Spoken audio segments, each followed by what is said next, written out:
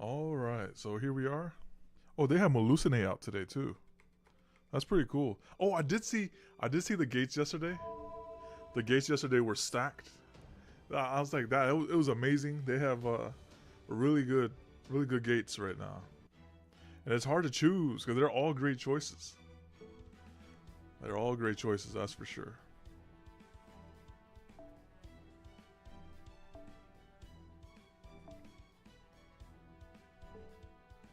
So if we look at the gates, there's of course as the savior. That's pretty good. There's Baba Sith and Hallucinate. Was really good too. And there's Ulterior Caster. That's so good too. Oh, this one I already have the cat girl, but it's really hard decision right there. I'll have to maybe I'll throw one multi. Yo, how you doing, Delante? Maybe I'll throw one multi at each one of those gates. Cause I'm pretty sure I have 30. I have 30 same course per gate. Let's throw one multi and see what sticks, right? So maybe at the end of the stream, we do one all around, right? We do one for us, one for Hallucinate, and one for Alteria. Just chilling? Okay, yeah, me too. I'm chilling indoors. Save your presents? Oh yeah, they're saved. They're saved. They're chilling. Hold on. Boom. There you go. Don't do it? What do you mean don't do it? What's coming out? It's overweight. Alright. We gotta do it. We're gonna do it. We got to do it. Just to see. I mean, like, what's coming out realistically? We got the only thing that we have on the horizon is just a Castoria. Other than that, everything is good now. And I think maybe I'll do Alteria because she has Solomon Defense, and that's all I really want in this account is a Solomon Defense unit, and that'd be great. All right, let's get to this intro.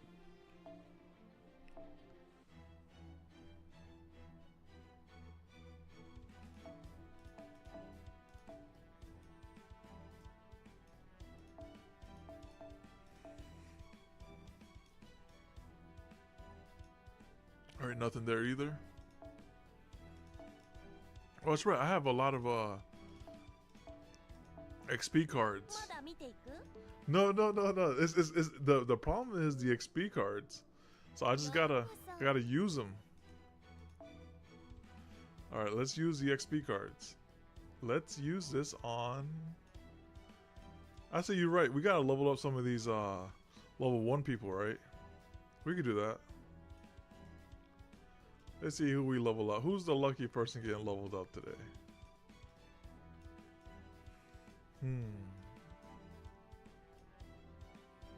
Actually, you know, we could use a rider. We could use her. Because realistically, we don't have... We'll probably use her. Let me see. Wait, we have Caramid, right? As a rider, too? Let me go back over here.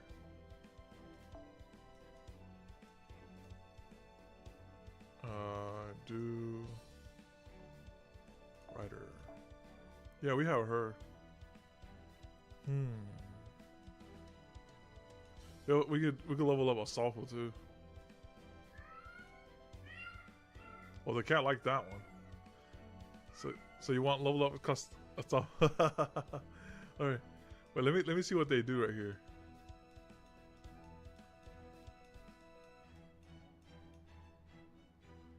Apply Ignore Invincible. Okay. That Ignore Invincible could be very handy. Let me see what Assaultful does.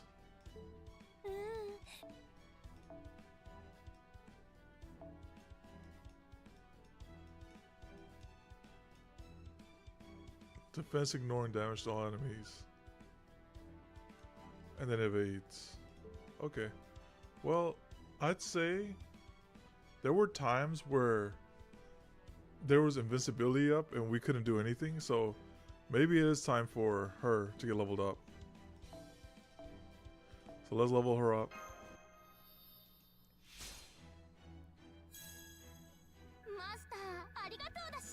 Yo, Palm. Welcome back, Sashiburi. Alright, here we go.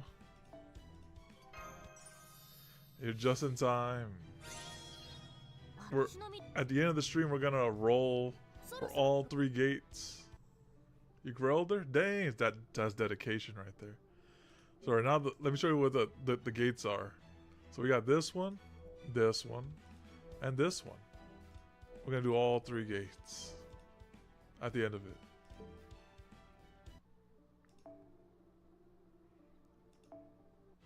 Yeah, all 3 gates are gonna get rolled on. 1 multi per. 1 multi per the gate. There is something I'm missing here. Maybe just get rid of this. No temptation. No temptation. no temptation, man. No temptation. Oh, man. Let's go right here. I'll just show you. I was like, what's on there? You know. How about this? Hey, listen. If I get that unit, man. If I get one of these. Trying to straight.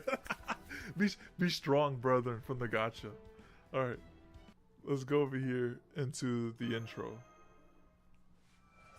Alright, Act 2, intro.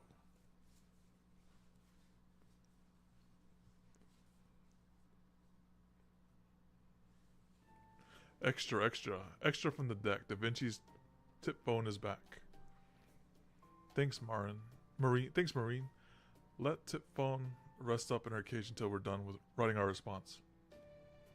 Yeah, don't you want that Altaria? She got a Solomon's defense. It's pretty good. Scans for hazardous substance and contaminants are clear. It's a report from Da Vinci. Directed music. Holmes, if you would. Very well. Let's take a look. I see. Oh, very fascinating. Heads of the fairy clans. Calamities. A mysterious fairy horse who goes by Redrabit. Yeah, this report has proven to be yet another scintillating array of tidbits. Care to read it yourself, Gordal? Yes, of course. I am Kalia's director after all. It's my job to stay abreast of all our latest developments. If you're all piped down, Captain, Marines, and Potted Phil, I'll read it out loud so you can follow along. Alright, to start off, let's go over what we know about Fairy Britain thus far.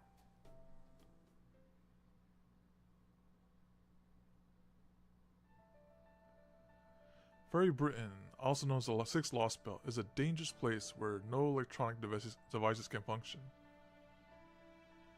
Oh, I've gotten, you've seen, you were there for the Akko stream, right?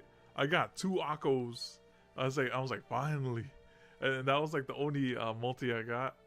And I think I got spooked by another kindness too. Maybe she's a 4-star, but yeah, I got the Akko, and after that, before that, it was been a while before a 5-star came along. Oh, I got Avenger as well, Kama Avenger. I got her too. So it's pretty good luck, I must say. It was good summer. Paragon, Chaldea's resident master and special investigation officer. His exclusive servant, Mash Curelight. Yeah, I was like, listen, you know what? If Palm left the luck on the table, you know, I gotta use the luck up, you know. Our technical advisor, Leonardo da Vinci, and Tristan, a servant who was summoned out of nowhere. Give me that combo adventure. Hey, listen, you didn't want her, right? I was like, listen, he left. I was like, okay, fine, I'll just snatch her up real quick.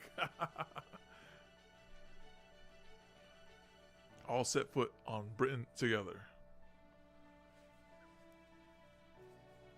However, upon entering the Fey domain, known as the Nameless Woods, they forgot their own names and memories and ended up separated.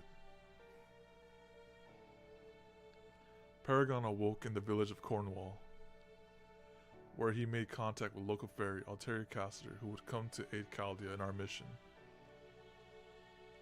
I was sapping out all your luck. It was like the circuits were overloading, right? luck unstable. Thanks to her and Tristan, Paragon escaped from the Nameless Woods, where he then met another collaborator by the name of Oberon the Fairy King, and began his investigation in earnest. After reuniting with Da Vinci, Paragon began gathering information on Fairy Britain with a focus on anything that might lead him to match Kierlight. This Lostbelt king is Morgan, a fairy who has been ruling for the past 2,000 years. The fairies who populate are divided into 6 clans, and they also control the human population. There are creatures known as Moors, who are the fairies' natural predators. There are also Tamlin, fairy knights who possess the names of heroic spirits from proper human history. There are calamities that occur every 100 years, and great calamities that occur every 1,000. And there is a figure called the Child of Prophecy, who is said to be the one who will defeat Morgan. After undertaking a pilgrimage to ring 6 spells kept by each heads of the 6 clans, she will then go on to defeat Morgan and become the true king of Britain. Naturally, as you can imagine, Paragon would never let her do something like that on her own. So he proposed a partnership with Alteria, Caster, without ever waiting for my orders.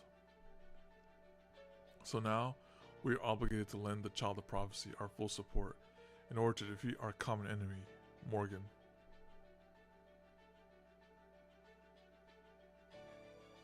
In the time since our last report, Paragon's team met with Aurora, the head of the Wind Clan, had a run-in with Tamlin Gawain at a ranch for keeping humans.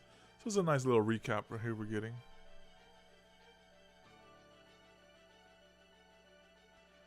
Fought Tamlin Tristan at an auction house, where they also rescued Senji Muramasa, a servant disciple of the foreign god. Met with Mirian, the head of the Wing Clan, encountered Koenskaya and get another new outfit.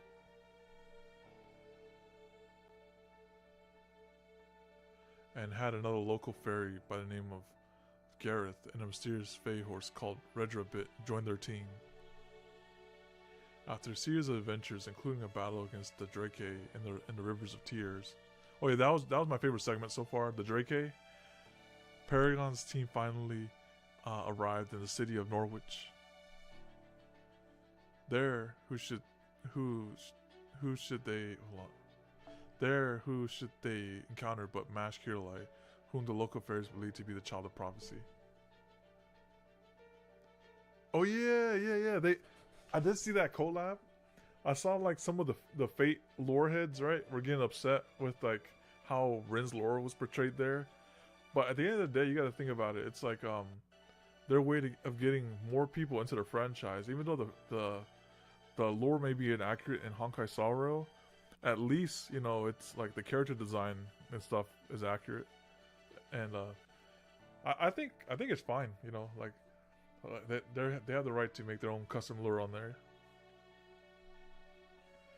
No matter how many times I reread this part, it still doesn't make sense to me. How did Kierlight come to be known as the Child of Prophecy? And what in the world is a Habitat? If only this report could respond to questions. Oh, it's Gil? Okay, maybe Gil.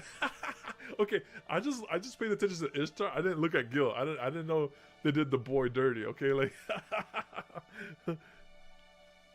But since they can't, we'll just have to use our imagination to fill in the gaps. I'm guessing Kierlight had her own share of troubles after escaping the Nameless Woods. At one point, she probably ended up saving some people. Fairies? Up in the northern part of Britain. Which probably led them to regard her as a hero. At any rate, the report also says that Paragon's team made contact with the crypter Peperoncillo, who had been laying low in Norwich. After numerous mishaps, the calamity of Norwich finally appeared. Yeah, Pepe is back. He's back and he's chilling as a count. Fortunately, with Kalia's help, the Child of Prophecy was able to defeat this calamity. However, shortly after Mash Kierlight had finally been reunited with Paragon, she got snatched up by the mirror. She was whisked away to parts unknown by a mysterious phenomenon, separating her from Paragon once again. But there is no time to grieve this unfortunate turn of events. I'm certain Paragon would agree. For you see, in a surprising turn of events, he and Alteria were invited to Camelot, home of King Arthur, and proper human history, and location of the evil castle in Fairy Britain by High Queen Morgan herself.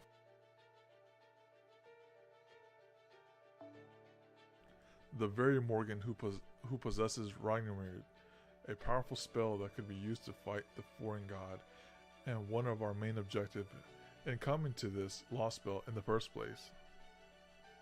Now Paragon, Da Vinci, Alteria, Gareth, Murmasa, and Habicat have accepted Morgan's invitation and are setting out for Camelot's first thing tomorrow. And that was the quick recap node. And that's all she wrote. Now, do you all feel sufficiently caught up? Yeah, we got most of that. Thanks. Okay, we're gonna head back to our post now. Sounds like things are pretty crazy out there again. Hope MASH is okay. Not to worry, Da Vinci's report was quite upbeat, so if nothing else, we can be certain that MASH is safe. I wonder how many hours have elapsed in this world right here, because I think they say they had less than a day to do what they had to do. The real problem is this water mirror spell of Morgan's. According to the data enclosed along with the report, it would seem that so those dark clouds over the city of Norwich weren't a calamity pool, but one of Morgan's spell. It's hard to believe she was able to remotely control such a powerful spell from over 100 kilometers away. Between this water mirror and Ragnarok, it's clear she's a powerful enemy on par with any of the other Lostbelt kings we've seen. I'm afraid I don't know much about Morgan's legend. Could I ask you to fill me in? I only know her story from proper human history, but if you'll settle for that, then sure. Alright, let's start with her general background. Oh, they're about to talk about like how she killed the king and stuff again. Because they did cover it in the Lostbelt briefly, but let's see, they might go into a little more depth here.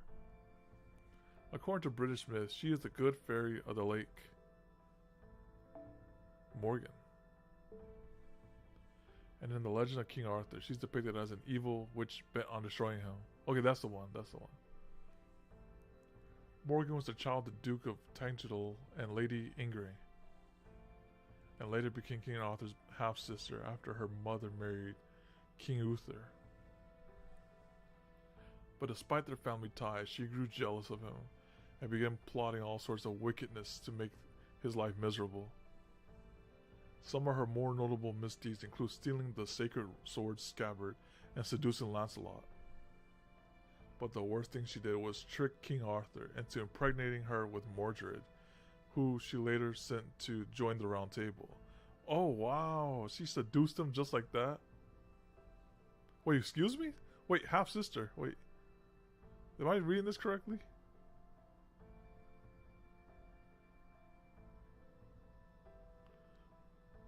Well, let's just graze over that part.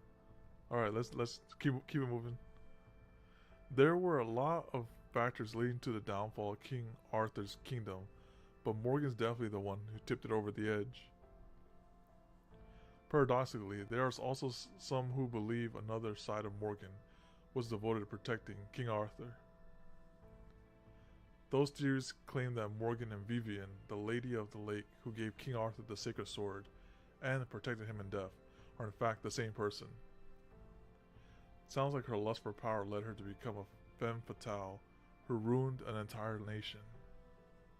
So what's the Magecraft world's consensus on her?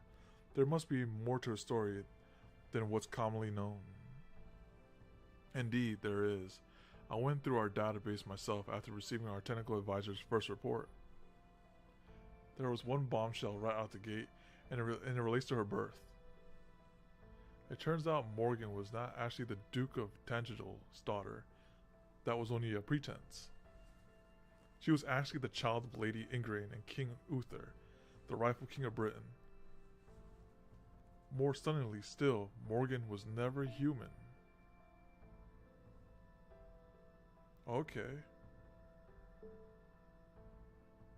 Instead, she was a Fey child, an offspring of the Isle of Britain, just like Vortigern, the cowardly king. But apparently Morgan kept that fact a secret and pretended to be merely a normal human child. Still, with King Uther as her father, in the absence of a rightful heir, she would have been next in line for the throne. But then a rightful heir did appear. Once Alteria, King Arthur, was accepted by the Sacred Sword and unified the Lords of Britain under her leadership, Morgan stopped hiding her mystics, that is, the power of her Fey nature, and started poisoning Camelot every chance she could. She told herself Alteria is nothing more than a human king, made so by other humans. I am Britain's true king. I alone deserve to inherit its mystics. This conviction of hers grew to the point that she eventually came to despise her father, King Uther, her sister Alteria, and every human who refused to obey her. It was a major factor in the decision to destroy Britain. Oh wow.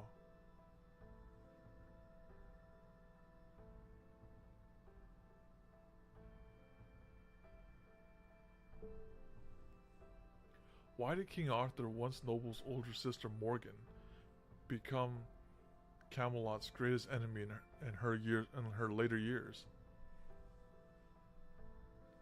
Apparently, that's the answer. Yep, even after she had settled in as Queen of Orkney, she still plotted Camelot's downfall from afar. Four of the Knights of the Round Table, Gawain, Gareth, Gareth, and Argavain, were Morgan's children. I mean, we got one of them then, Gareth. Mordred was, well, I don't know if I should say this without them here, but some experts think they were actually a homunculus Morgan created, or maybe a clone of King Arthur.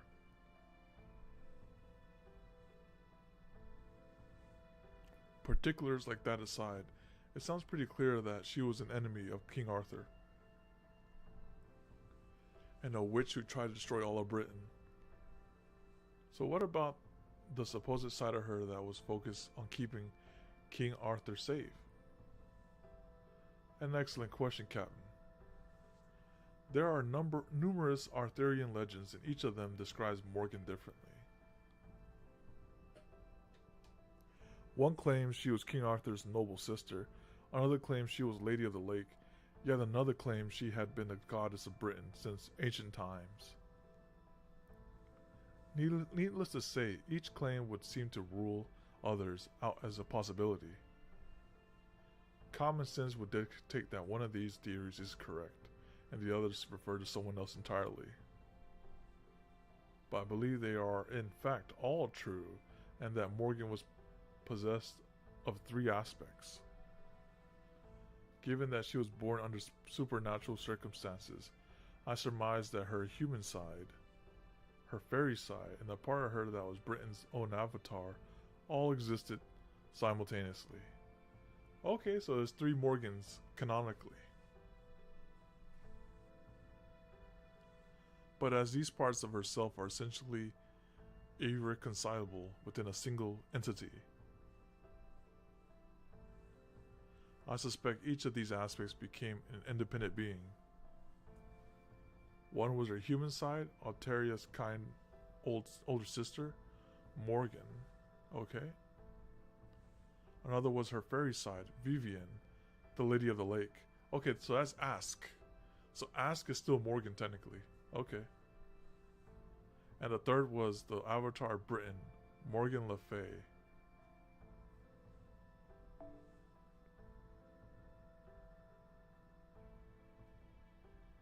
Okay.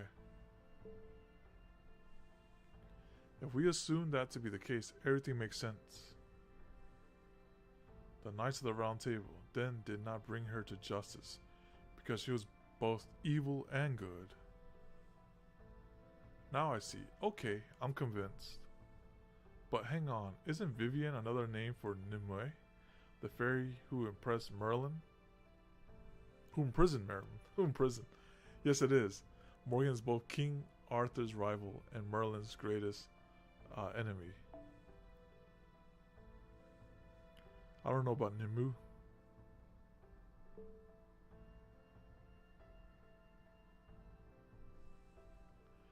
Though Merlin was the one who taught Vivian magecraft, her infatuation with him eventually led her to her despising him, and ultimately sealing him away into that tower. To do so, she employed a great bounded field in the form of a sarcophagus spell inscribed with the words, "Only those free of sin may pass." As in an incubus, not even Merlin could escape it. It was a spell from the Age of Gods known as Garden, which could only be used by the avatar of a mystic. Well, it's still unclear how much this Lostbelt Morgan has in common with Morgan from proper human history. It would soon seem to be prudent to assume that she has more weapons at her disposal than Ragnarid's alone. First is the Lion King in Jerusalem, now it's Morgan and Fairy Britain? Huh. I swear, why are we always getting mixed up with Arthurian legends? I mean, I can understand it in this case, since we're in Britain now and all, but still. I mean, what we're gonna do if Albanian shows up next? I don't think even the Stormborder will have a chance. Oh, they're talking about Melusine. Probably. Albanian. That is what this isle was known as in ancient times, before it came to be called Britain. Though of course, that name also refers to something else in the magecraft world. There, it refers to the last pure-blooded dragon, Albanian, an extinct phantasmal who remained on the side of Britain, even as the Age of Gods came to an end. The creatures we call dragons today are simply animals who happen to acquire some of the dragon genes left behind by the dragonkin, who went over to the reverse side of the world. So it's like the true OG dragon. That's why Muramasa had a hard time, and ended up adopting the dragon's way of life while preserving their own. With the exception of Albanian's corpse, not a single pure-blooded dragon is left on this entire planet. Yes, that is what they say in the clock tower, isn't it? Quite a romantic notion, that. But that is all it is, and Albanian is but one in a long list of fairy tales. More importantly, it's now been 28 days since we began this mission. Thanks to the concentrated fruit essence our technical advisor has been sending, along with her reports, we now have magical energy to spare, which will let us remain here past our initial 50-day estimate. Perhaps we should advise them to stop by the border. True, maybe we should. Ideally, I was hoping to complete this mission within 30 days, but that's clearly not going to happen. Oh, that's what it was. I had the timing incorrect. So it's 50 days. But they gave him 30 days of grace. Okay.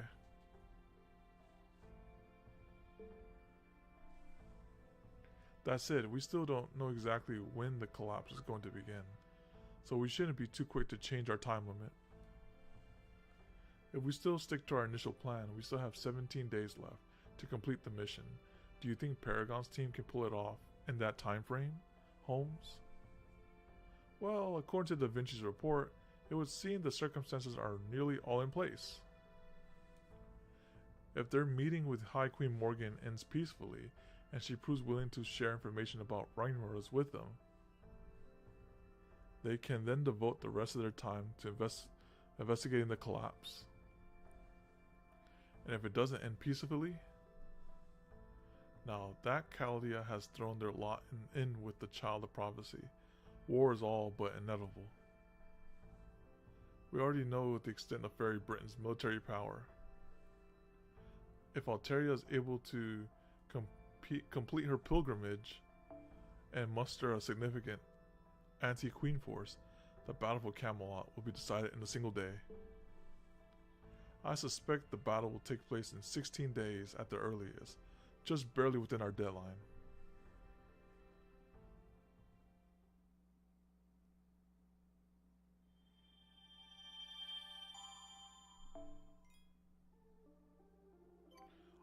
On to Norwich, which should be trashed by now, because they got absolutely destroyed. Oh my goodness.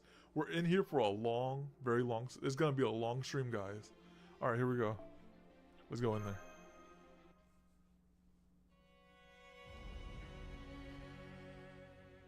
Alright, number 10, Camelot.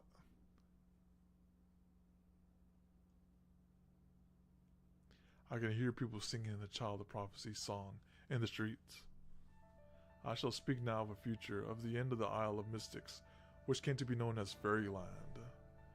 Let the innocent return. Here stands the Queen's unknowable castle.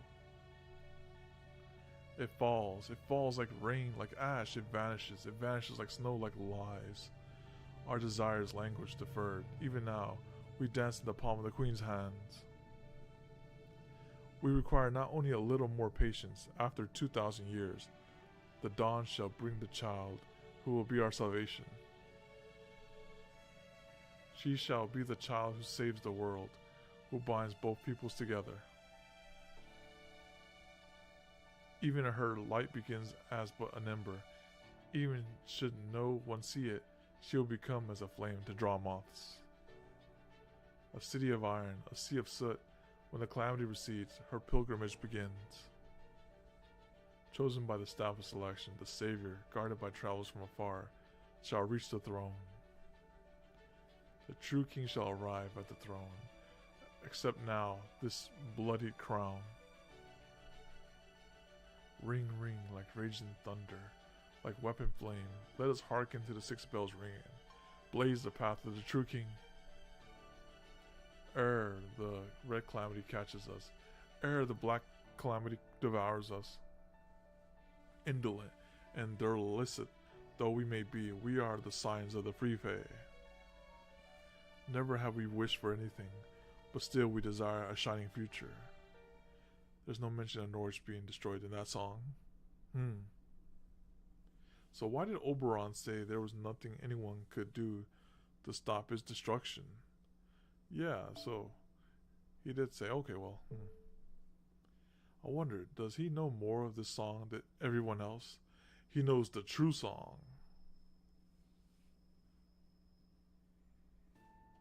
I do, as a matter of fact. The prophecy actually has 18 verses in total. Most fairies are only familiar with the 14 we just heard, but there are actually 4 more. I knew it. Why didn't you tell us sooner, Oberon? I just forgot to mention it, okay? I'm sorry. Can we please drop it? I'm guessing you had a reason you couldn't tell us? In retrospect, maybe I was being a little overprotective. I'm sorry about that. Alright, I'll tell you. These are the other 4 verses of the prophecy, at least as I heard them. Verse 8.5, the harbor shall return to empty shore, but the calamity shall vanish into the distant sky. Verse 9.5, the round fortress shall burn, and the bell of the water shall appear. Verse 10.5, confessed sinners shall make the acquaintance of the guillotine. Verse 12.5, having fulfilled her role, the child of prophecy shall say farewell to her home. As you can see, these verses are a lot more ominous. That and the fact that they're not very precise for a prophecy might be why they were excised. And case in point, verse 8.5, the harbor shall return to empty shore, but the calamity shall vanish into the distant sky.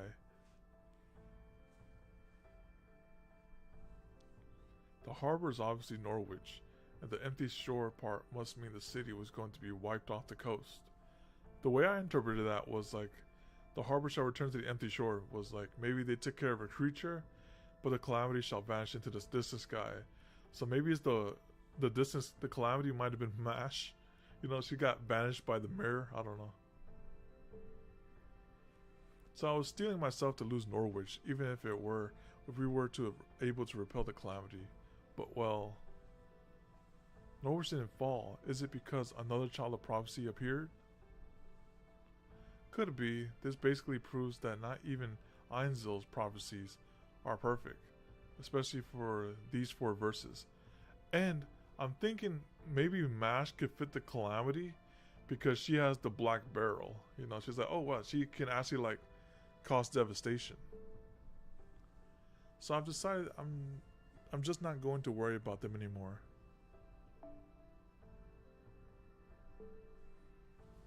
Now, on a more important note, you guys need to get going soon. Between Alteria, Gareth, Murmoss, and Habitrot, I think you should all be safe without me. So I hope you don't mind if I go off on my own again.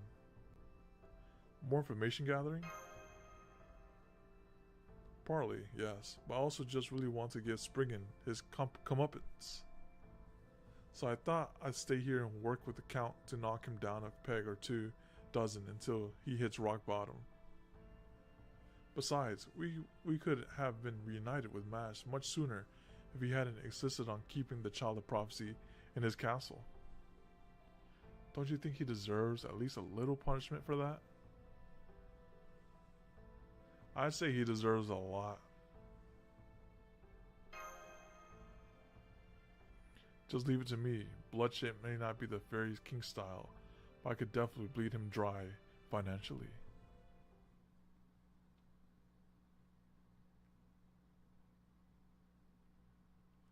Before we leave, there's something I need to let you all know. Let me guess, Oberon's going off on his own again, right? Had a feeling he might. Gotcha. Well, I guess we don't all have to stick together all the time. And it's not like he's much help in combat. I'm sure Oberon will be fine on his own, but how come Redra isn't here either? He's staying behind too. Technically, he's still Aurora's retainer, after all.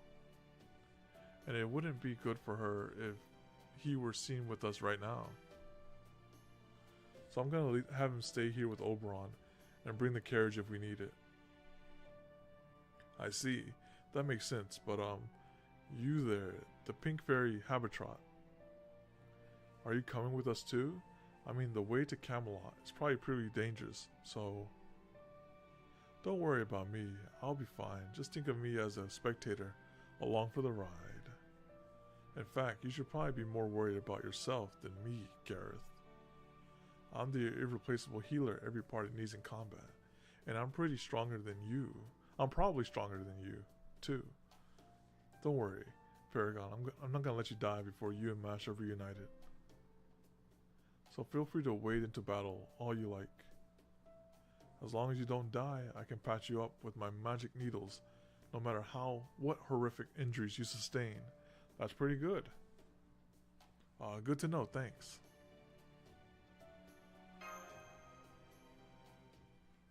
Quiet everyone, here comes the Queen's troop from the main gate. Oh yeah, here comes Gawain, yep. I apologize for our 10-minute delay. It's time to go to Camelot. I am Tomlin Gawain, and these are 30 members of the 1st Royal Knight, Morris Extermination Brigade. We are the ones who will be providing you, honored guests of Camelot, with safe passage. Say something, Alteria! Alright, thanks for taking the trouble to come get us. I don't care if all of that bulk will make you cranky on the journey here. But you better treat us with respect. Got it? That is the plan, yeah? We have readied a carriage for the Child of Prophecy and the foreign mage. Your retainers will need to walk. I trust that is all. You're that scoundrel who tried to assassinate the High Queen. How are you still alive? I saw you fall into the pit. Oh, yeah, Lancelot handed me my ass and tossed me right into the pit. But unfortunately for you, I managed to survive, and now I'm the Child of Prophecy's bodyguard. Next time you see Lancelot, tell her not to take her eyes off a servant until their spirit origin is completely gone. What should we do, Lady Gawain? Are we really okay letting this man back into Camelot? What if he tries to assassinate the queen again? It's alright. If he does, he won't have the element of surprise anymore. I can take him myself. Especially now that the queen has assured me not to worry if combat damages or destroys the castle. Yeah? Hey, that's great. You barely fit in the place anyway. Should help you move around a bit. Next time we fight, I'd rather just be head to head, without either of us holding anything back. Huh. I guess the child of prophecy has something of an eye for talent after all. However, much her other retainers suggest otherwise. Fine, you there. Make room in one of the carts for our guests. The servants can ride with the foreign mage. Treating those two as honored guests, at least until we reach the castle, will help us all move faster. Yes, my lady, right away. We'll be taking the western road to Camelot, and spend one night at Oxford along the way. We'll then take a detour around the pit towards Camelot. For the next 2 days, our fates shall be intertwined. We will not turn our swords on each other, regardless of what happens. Do you agree with that, foreign mage? Of course. Good, then let us be off. Soldiers, do not let your guard down, simply because this is an escort mission. The calamity destruction has led to Moor's toxins spreading far and wide across Britain. Eliminate any Moors you come across immediately upon discovery. I don't want to hear even a peep of discomfort from our guests.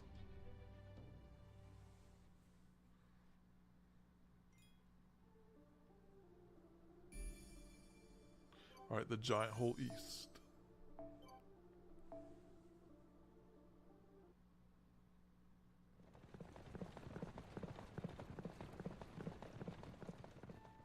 Well, that's a relief. This carriage rides just as smooth as Redra's bit.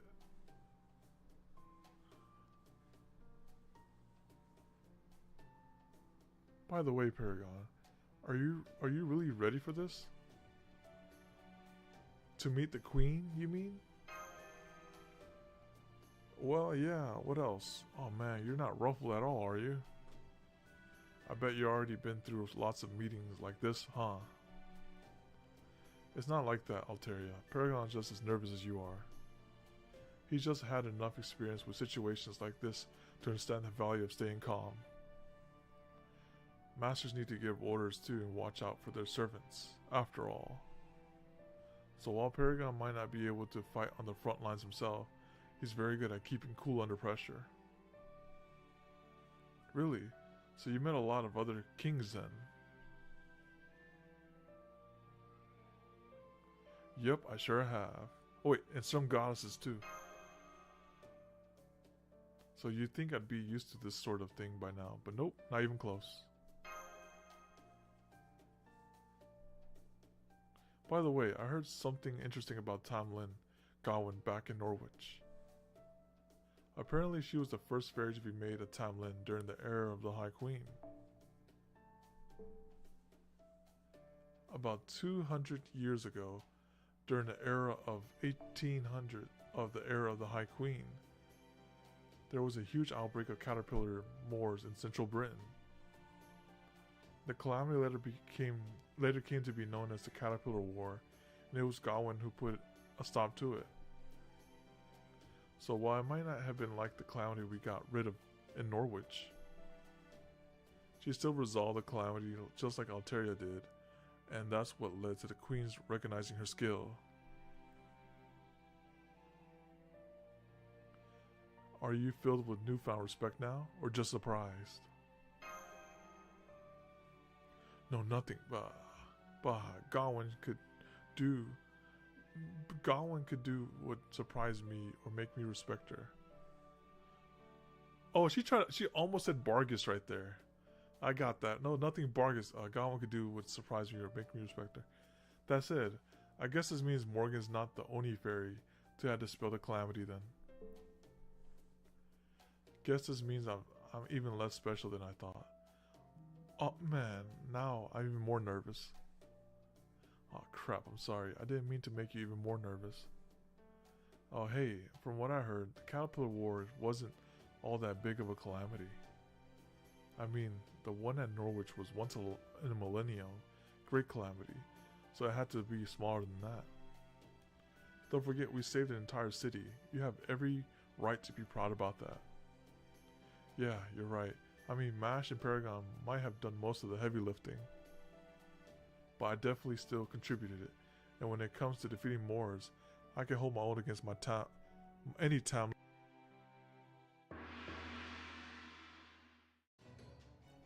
More smoke spotted nearby, incoming from 3, 7, and 8 and 11 o'clock. Lightning soldiers, prepare your mystic codes. Guards, get into your formation. Paragon. I know you want to show Gawain what you can really do, right? Right, I'm gonna make her see me in a new light. If you're out here, I assume you have no intention of sitting back and letting us do all the fighting. Very well, I would welcome your aid. There are a lot of Moors here, and I prefer to avoid casualties. Follow me, Child of Prophecy, foreign mage. Make sure you stay close to me.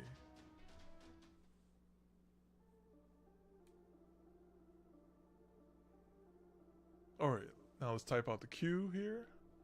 Let's go to the top.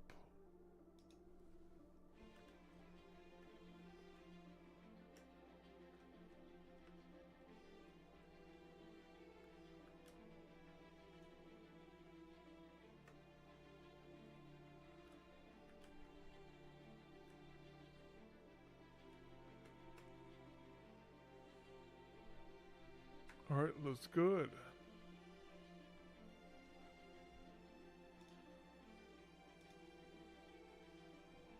Alright, so we got that right there. And let's see what you have here. So this is a... Okay, so I need a saber and a foreigner.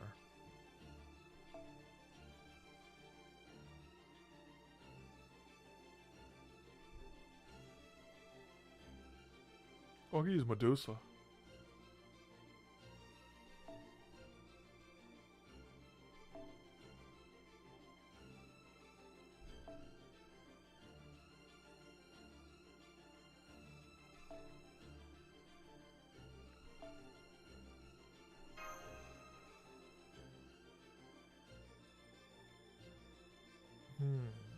And I'll swap out Bargus with this. Alright, perfect. Actually, yeah, I'll swap you out with a...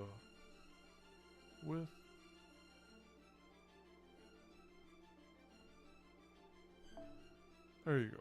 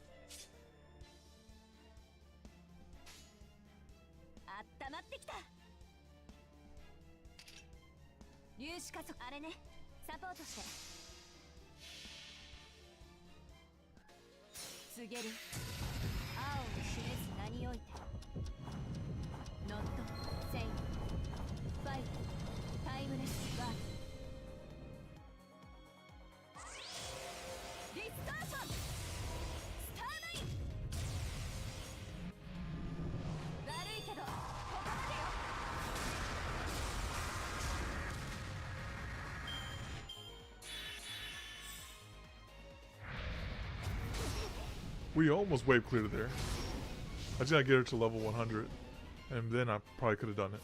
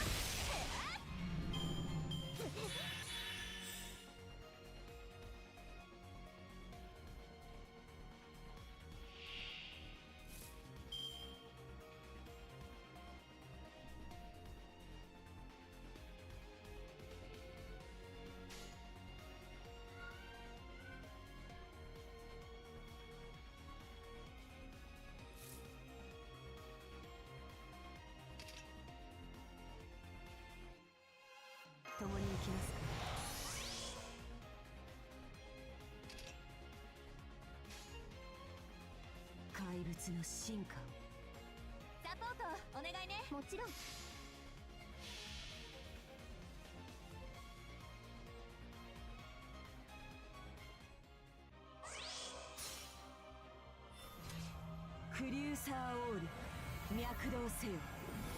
その光は怪物を生み出す魔の血脈を吸い出す勝利。母たる私が見届ける極限解放クベレイ。ディスターション。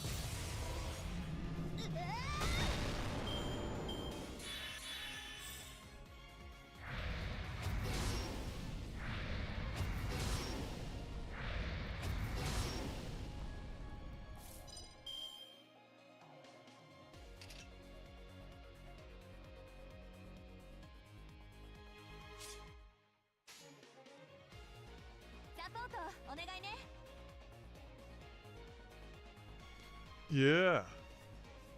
Almost. I just gotta get her up there with the grill.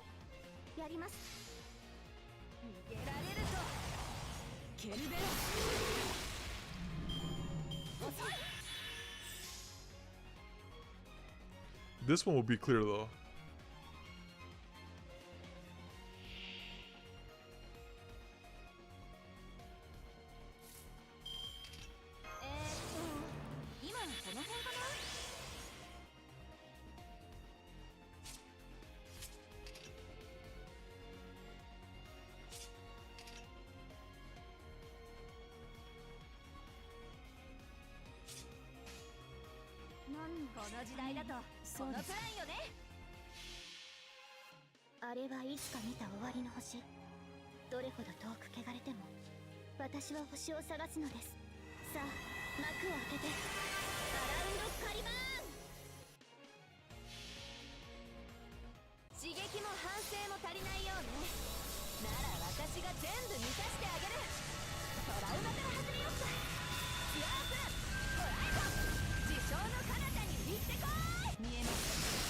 Did I say almost? Okay, I kind of overestimated that one, but that's okay. They're like, Castoria must die. Well, let's just kill it with Medusa.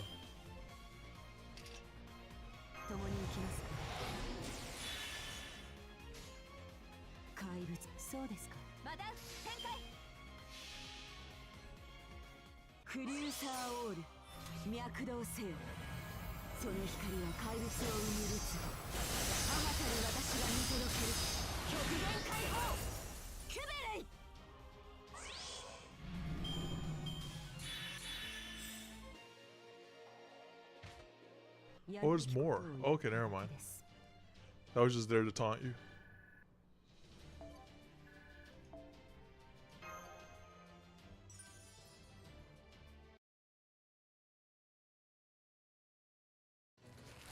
Yep, that was your Medusa. I picked it.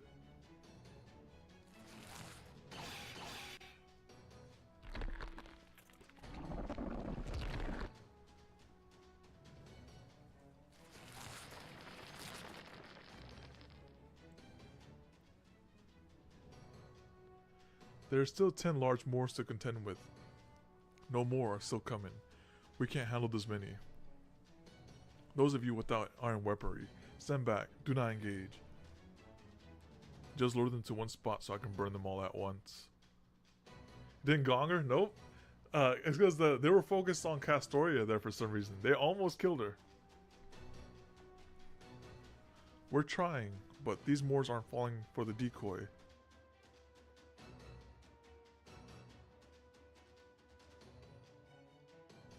It's almost like they're here for something else this time. Something else? Could it be they're after the Child of Prophecy?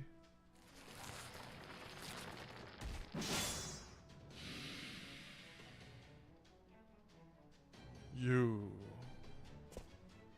No need to thank me. We're all fighting the same battle here. Now, what are you going to do about this? Any seasoned general like you ought to know when it's time to retreat. I hate to admit it, but he's right. I could either abandon the carts and have my soldiers retreat, or I could have the guests go on ahead. No, I am a Tam Lin. Retreating from Moors is not an option. But they refuse to cluster at any one spot, so they're clearly being wary of my Galatine. They just destroyed the rearmost cart. What do we do, Happy Cat? Oh man, what's good having a Tam Lin around if we still have to fight ourselves? She's right about that. I was like, aren't you supposed to be burning up everything? Oh, she sucks at this. Yo, Eric, welcome. Hey, no, you're just in time though. All they did was recap what happened in the story, so you didn't miss much. You know, they just talked about in the arc with Gordolf and Holmes. They're like, oh yeah, this is what happened there, and now we're here in the middle of the plains fighting Moors with Vargas. Why would you give a massive amounts of literally unbridled firepower to someone who's already crap at holding back? Oh well, what's done is done. No use complaining about it now. I may not much like fighting, but walking all the way to Camelot would be much worse. Come on, Gareth. Let's go back. Let's go take out the little Moors and leave the big ones to the Tam Lin. Oh yeah. I know that feeling. Like you're close to a breakthrough and you get like locked into it. I know what you mean. Okay, I'll do my best. I've gotten more used to fighting Moors, so. Oh, nice. Feel free to post it in general if you like. You see how it is. Happy Cat? Are you seeing this blue streak of light? It's heading straight for us from Camelot. That's the same light I saw at Sheffield. Oh, okay. I caught your drift right there. I caught your drift. Never mind. Forget eliminating all of them. Retreat. Keep the carriage in the first cart and abandon the rest. Hurry, lightning soldiers. Defend the guests. Royal Guard. Retrieve the luggage from the other carts. I'll keep the Moors occupied until...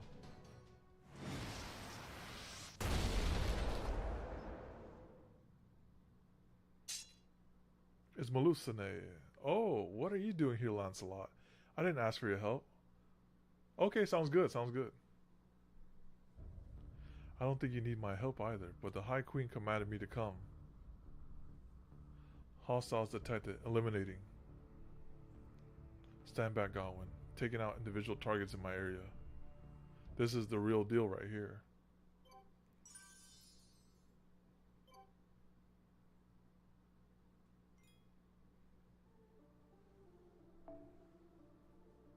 Alright, this is a story fight. Forced to fight with Melusine. Oh, only Melusine. Okay.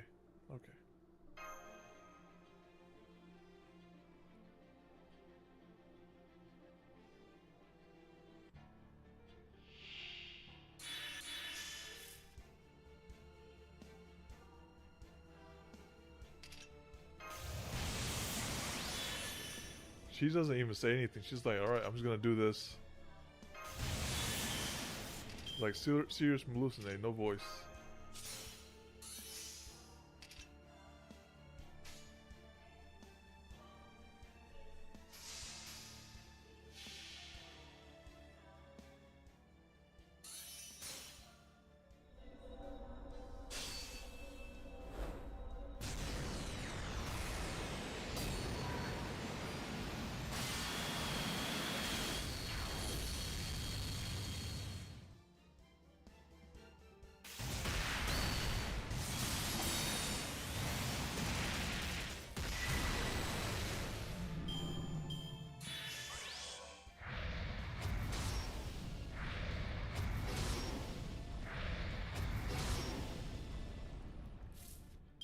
Wow, 100 battery charge just because she can.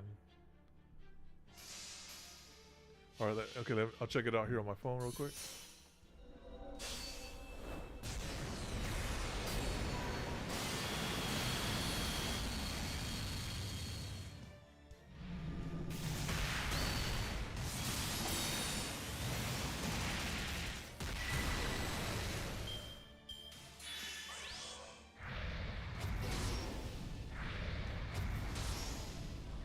Oh, images? Okay, cool. Do this too.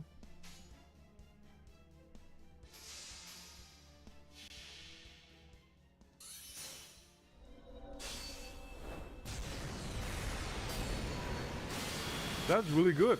Really good render. It reminds me of NTE a bit, the game, the art style.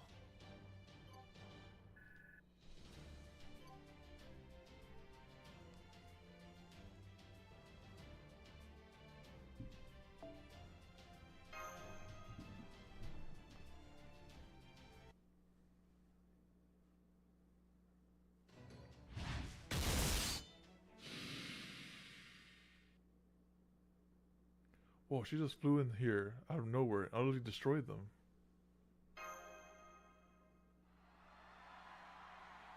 That's some crazy progress. That's really good. All Moors have been destroyed. Brilliant work, Lancelot. They finish the you're like, alright, thanks for the tutorial. Alright, now we ball, alright? So it's time to do the big leagues. So this is what they mean when they call you the undefeated Dragon Fairy, the most beautiful Tamlin in all of Britain. I still can't believe you took out so many of those large Moors so easily.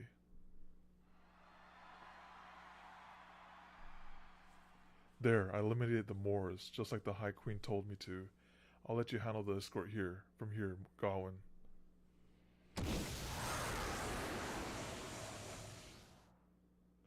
And she flies off as quickly as she arrived. Oh, nice. Got the collaboration going. As if you were even capable of handling an escort mission. Did you use any AI tools, or was that all just like you, like fiddling around in Blender? Because that looks really good. Don't just stand there, you fool. Start fixing the right cart. If this is the best you can do on the first day of this mission, I shudder to think how you'll fare in the days ahead, and you can forget about resting in Oxford. I want a report from each and every one of you later on how this situation could have been prevented. Yes, my lady, my deepest apologies, Lady Gawain. Pathetic. I would have thought all of you together would be able to defeat at least one or two of the large Moors. Just navigate the blender. So that's all natural work right there. Okay. Yeah, that's really good. Very, very impressive. I suppose it just goes to show how overly reliant you become on us, Tamlin. Are you gonna do like animations, like movement and stuff, or just gonna just practice like still poses for now? It seems I'll need to start re-educating the fairy soldiers like I'm doing with the humans.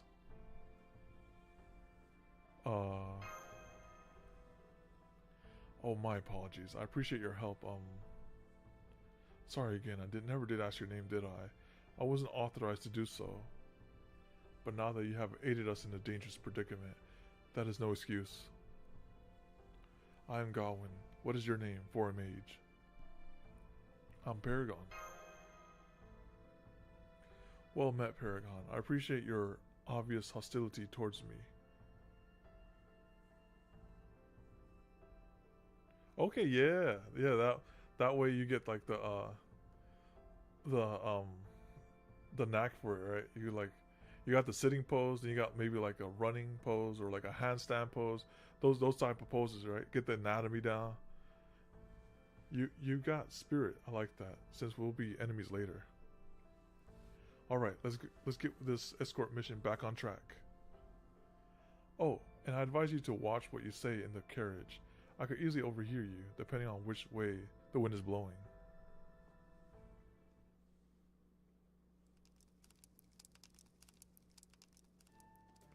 Man, I thought we were going to be put in a nice inn at Oxford. I can't believe we're camping out again. Now, the most tricky part about I say about the modeling is like, is getting the nodes to behave as you want them, right? Because then you gotta map nodes like, oh, this part connects to this part. When that part moves, then this other part moves. It's similar to like when the head moves, you want the hair to move as well, a bit naturally. Alright, if we can't have nice accommodation, at least we can still have nice food. Yeah, that's the part. Like, you ever had like a model move and the hair just clips right through it? Start small. Oh yeah. So take it small. Do like the macro into micro. Ball bouncing. Oh yeah, that's good. Yeah, see if you can coordinate the ball bouncing. I'm sorry we don't have enough to share with the royal guards, but I said we have the cakes the count gave us now. Oh, it looks like mine's called a cheesecake. What's yours called, Lateria? Mine says Swiss roll. Oh wow, it's shaped like a log. This should make it much easier to eat. That's so thoughtful of the Count. You proper human history people are also considerate. Watermark? Oh yeah, for sure. And of course, it all depends. You never know where it takes off, right? So maybe you'll have you can start like a small little commissions. Like, oh yeah, this is my modeling portfolio, and see who's interested, right? Because that definitely natural talent before the age of AI just takes over everything. But still get yours through human work.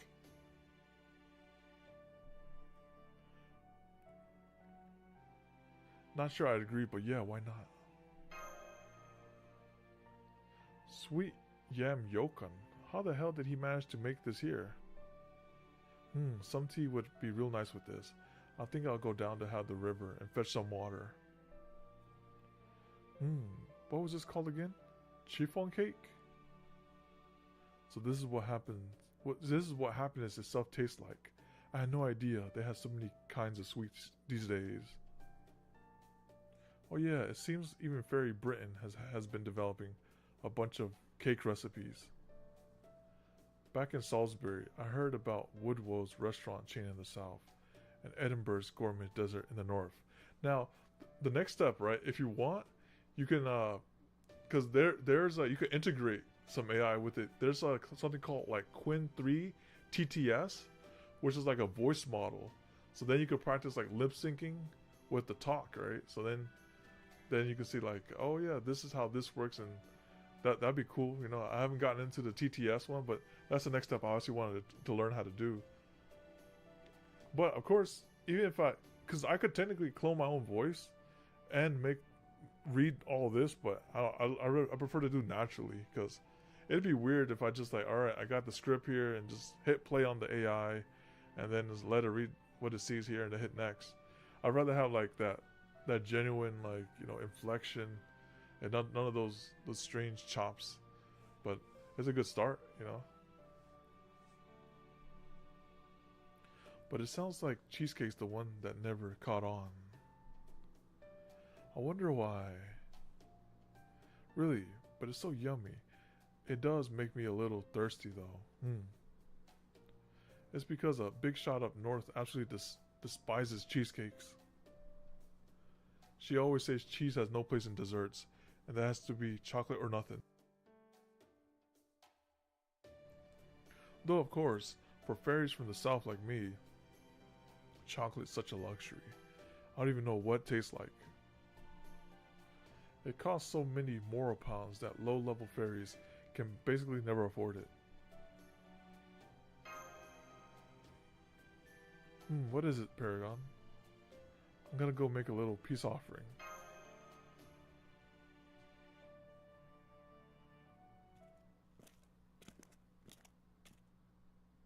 Do you have a custom of eating sweets after a meal here? I don't usually care for sweets. If I'm going to eat something cooked, I'd rather have meat. So no, I won't accept that. But I can see you have something to discuss. Go on, then have a seat. You want to talk to me about Lancelot, right? Very well, then ask me anything you wish to. Actually, I wanted to ask about you. I see, you're trying to figure out my true name. Pointless, but I can at least respect your willingness to try anything you can. Come to think of it, I still haven't properly thanked you for your help earlier today, have I? Come, sit. If you wish to talk, I can indulge you for a short while. Sit where? I manifested in Britain 400 years ago. I was meant to be the next generation, the successor of an upper-class Fang clan, fairy, in Norwich. Except that I didn't look anything like my predecessor.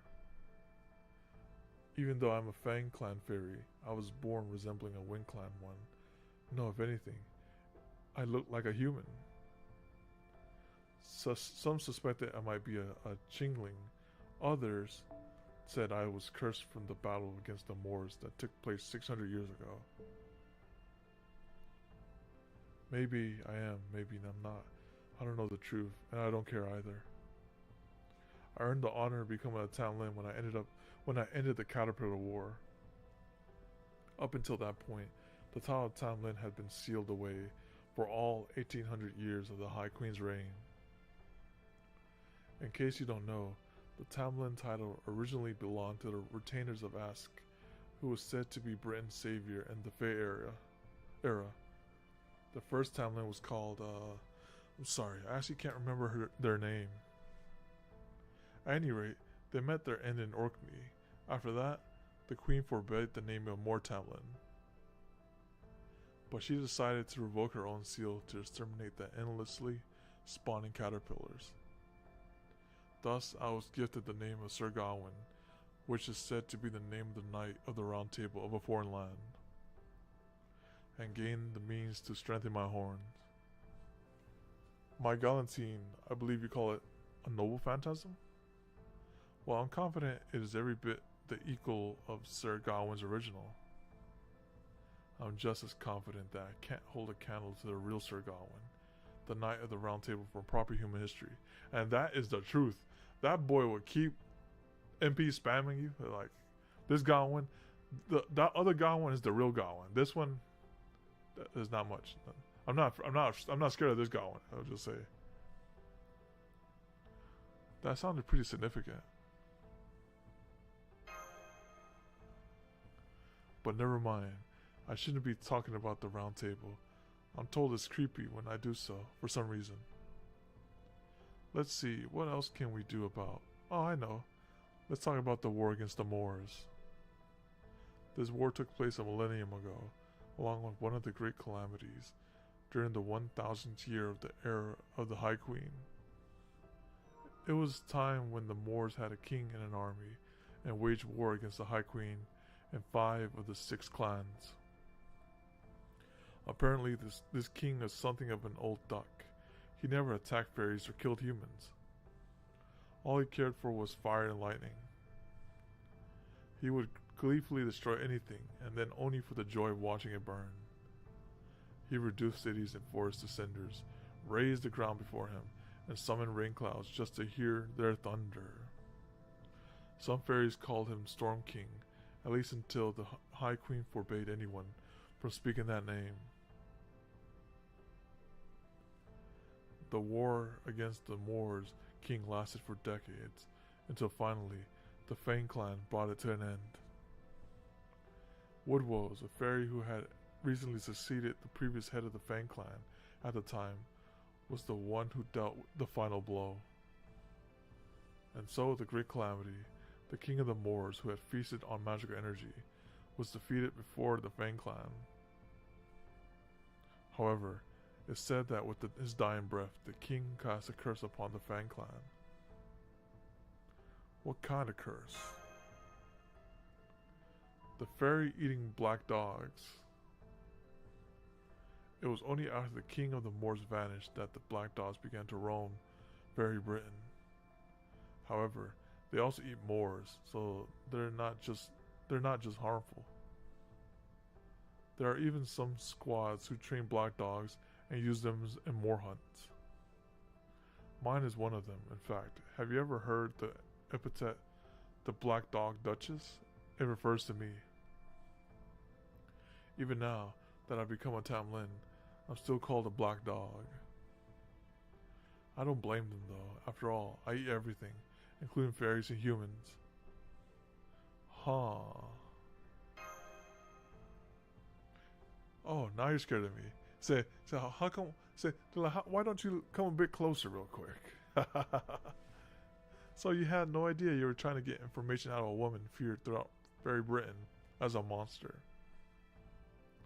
Well, worry not. I would never eat you. Only consume the strong. Dang. Unusual for a fairy. What I eat makes me stronger. In fact, I can inherit any unusual powers or abilities the fairies I eat may possess, though with limits on capacity and compatibility. And right now, I'm still full of foul weather, the great Earth Clan fairy. I needed his sacrament for the Caterpillar War. It was crucial. But he had holed up in the fortress in Cornwall and refused to come out. So I challenged him to a duel, defeated him, and devoured him. Alright, I think that's enough time spent relaxing after dinner. Go back to your camp now.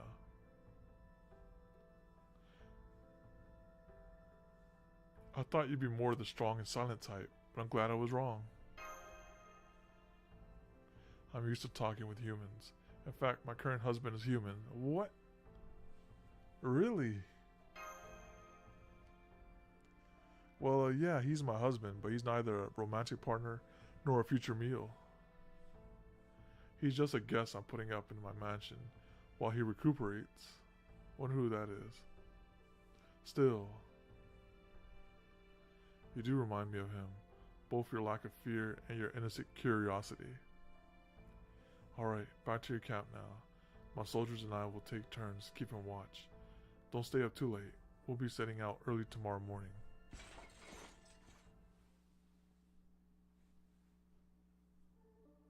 Forgive us. No more prayers. Close your eyes. There's not much time left. The veil has fallen. Extinguish the light. Today is ending. Farewell. This day too will end forever. Forgive us. Forgive us our sins. It's too late to do anything now, but make sure everything is cleaned up.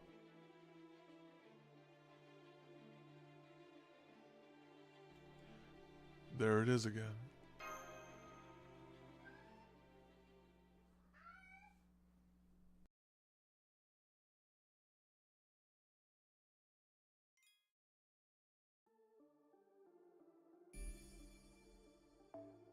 So the giant hole to the west.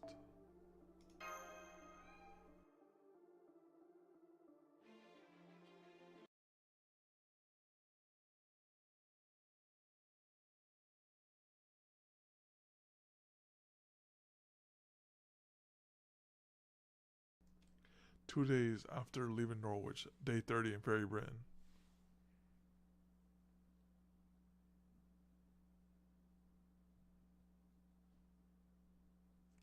So that's Fairy Britain's Camelot.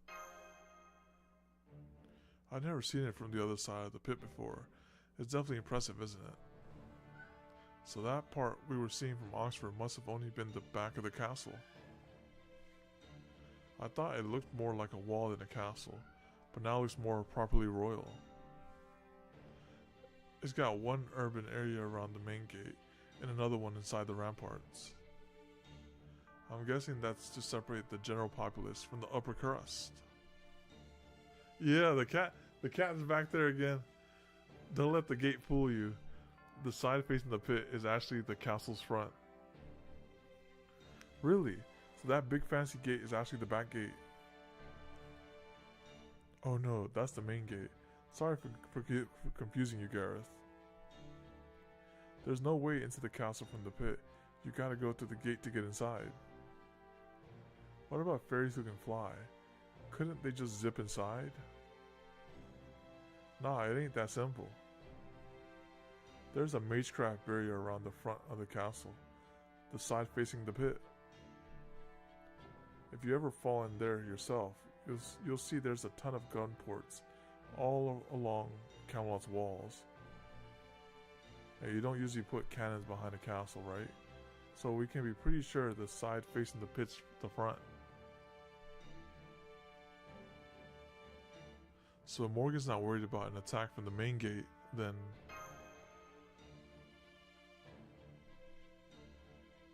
Paragon. Colin was glaring at something up north. Whatever it is, she's obviously upset about it.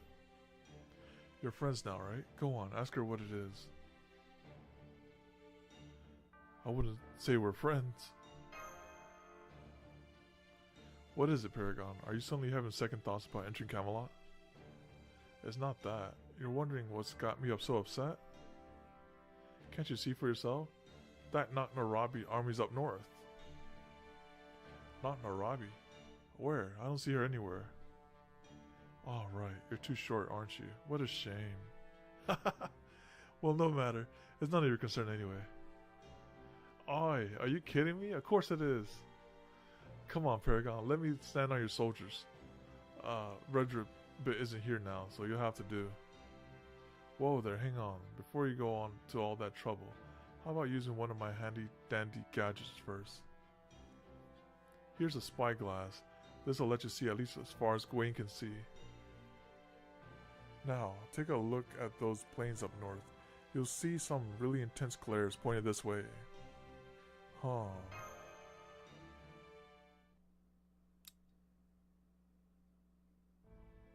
Oh wow, I can see super far with this. Thanks, Da Vinci.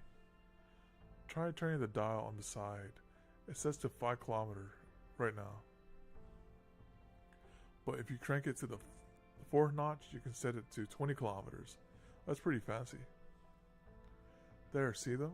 There's a ton of fairies gathered in those plains. That must be the northern army of that other queen we've been hearing so much about, Narabi of the King clan. That's her army? It's not just Fang and Earth clan fairies?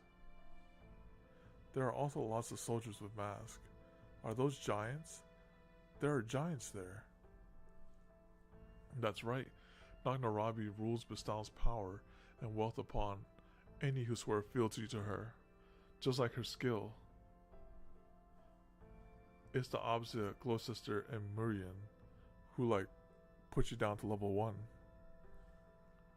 However, that effect only works when Narabi herself is nearby. I see, so if she wants her troops to be effective, she can't be far from them. Go on, Paragon. Try looking a little further ahead. See that huge carriage? That one that kind of looks like a small fortress? There's a fairy standing on top of it, looking down at us from there. And even though this is your first time seeing her, I think you'll agree that there's no mistaking who this Northern Queen is. Let me see.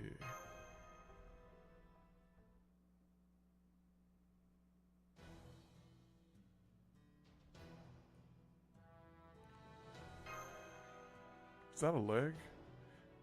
Oh, never mind, it's a crotch.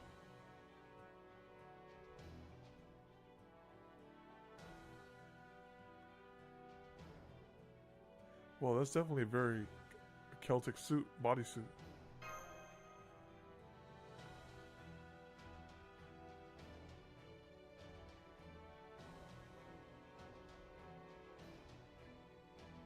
Whoa, that's Med B, the Queen of Cognite. I found in America. Med B? You mean there's a fairy just like her in your world too?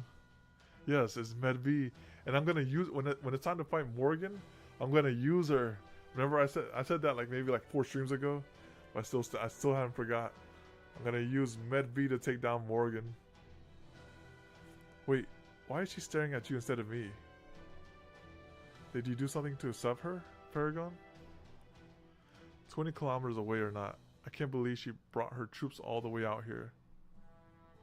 Isn't this obviously a hostile act towards Queen Morgan? Narabi and her forces are still just within her territory. She claims she's only running military exercise in preparation for the Great Calamity. 10 days ago, she was conducting those exercises 40 kilometers away. Now that Sheffield has fallen, she closed the distance and come further down south. She must have 20, no 30,000 troops there. That's just not a threat. It's a preparation for all-out war. Maeve?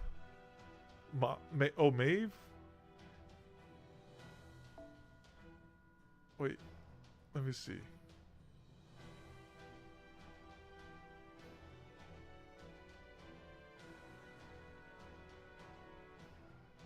It's just Maeve. The C word you talking about? The CNOC?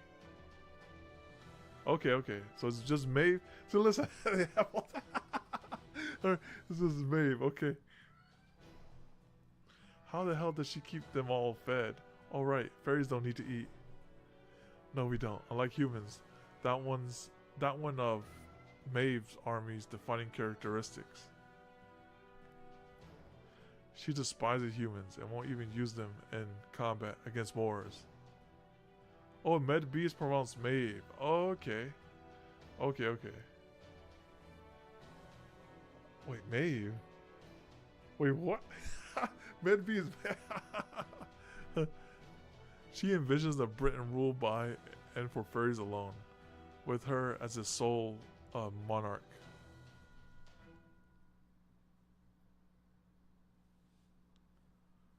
Or Britain just for fairies, with her as the sole monarch. That said, she won't be sending her troops any further.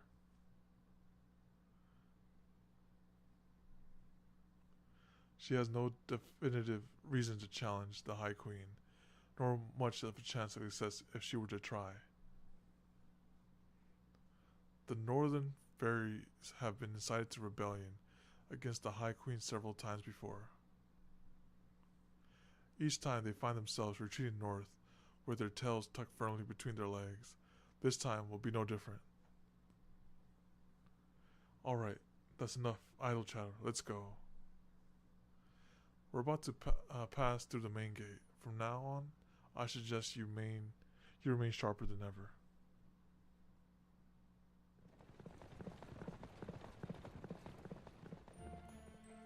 So this is Camelot's castle town. It's even bigger than Salisbury, and even fancier than Gloucester. You can tell only super class fairies live here.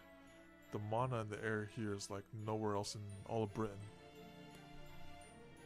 And that castle keep over there must be where they keep the existence taxes, the magical energy that they extract from every fairy in Britain through command spells. I've heard stories about it, but this is way beyond what I was expecting. No wonder they're not worried about Knocknarabi's army out there. It has to be way beneath their notice. Trying to take Morgan on now, someone would have to be crazy to do it. They have endless energy reserves. I guess Bogart must have never set foot here before. If he had, he'd never have thought to rebel. Then again, maybe he knew what he was up against and decided to press on anyway. I thought I saw some writing on the gate when we went through it. Did anyone else see that? Or happen to catch what it said? I did. It said only those free of sin may pass, in Old English. So just like Merlin. But also notice, it had been painted over with red, like someone didn't agree. This is as far as we go by carriage. The royal castle lies just ahead. Only the child of prophecy and the foreign mage have been granted audience with the High Queen. The rest of you will stay here, where you will be treated as the attendants of our honored guests. Oh, meaning what exactly? You see, the Royal Hotel across the way, we have arranged for you to relax there while you wait.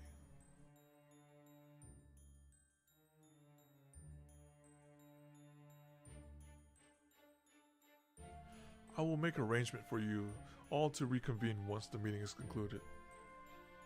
However, your name is Da Vinci, yes? You seem like an intelligent servant. As a human, the foreign mage will surely need an advisor. You may accompany him in that role. Oh good, I was planning on tagging along regardless, but this makes things such easier. The most reasonable hostess? Yeah, you get like a nice, very nice hotels, you know, while you wait. We may be on opposing sides, but I appreciate your consideration, Townley Gawain. Okay, Gareth, Muramasa, Habertrot, you heard the lady. You guys will have to stay here and wait for us. Don't worry, you've seen how well ordered the Queen's army is over these last 2 days. Morgan's obviously even more of a stickler for rules than we thought. The three of us won't be in any danger, even if we face her alone. We'll be safe for at least as long as we're in Camelot, regardless of how the meeting goes. I'm not surprised. I did break into the castle my first time here. I didn't expect them to invite me in. Anyway, good luck in there, Alteria. Don't get so carried away you end up saying something you regret, alright? You too, Paragon. Watch your partner's back, understand? I can't say I'm not worried, but strangely, I do agree that it feels like you'll be safe. Okay, we'll all be waiting for you here. Be careful, Alteria, and good luck. I'm fine with this arrangement too. I'm not interested in Morgan anyway. I'm just here to keep an eye on things until Paragon and Mash are reunited. Let's go, Alteria.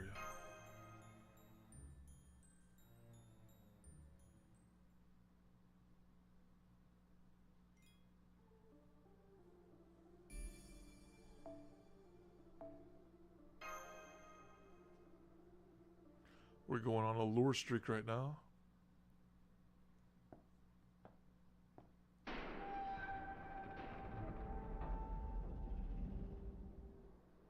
Got some immersion right there. There you go. With the black background.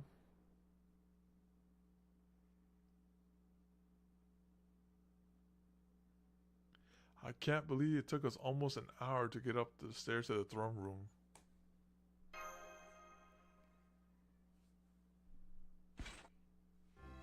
Kneel.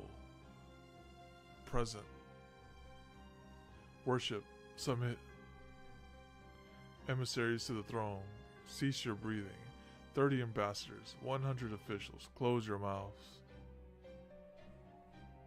You are in the presence of High Queen Morgan, the king who expands our boundaries, and upon whose shoulders all of Britain's rest.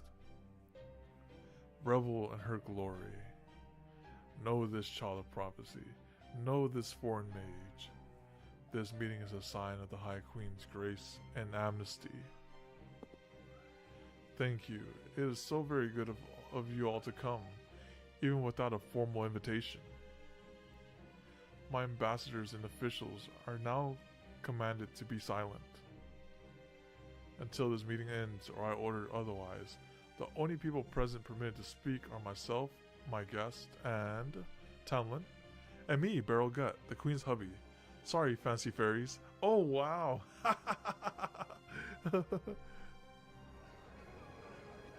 Barrel Gut. So he really is here in Camelot. And did he say he's Morgan's husband? Hey there, Paragon and friends. I haven't seen you all since Olympus. Why the look of surprise? Hey now, don't tell me Mash didn't tell you I'm Morgan's beau. Get him out of here. Does this mean Queen Morgan's? Right, as a master yourself. Of course, that's where your mind goes. Right, Paragon? Execution only? Oh, man. Yep, it's true. I admit it. I'm Morgan's master. The partner of the High Queen who rules over the land of the Fae.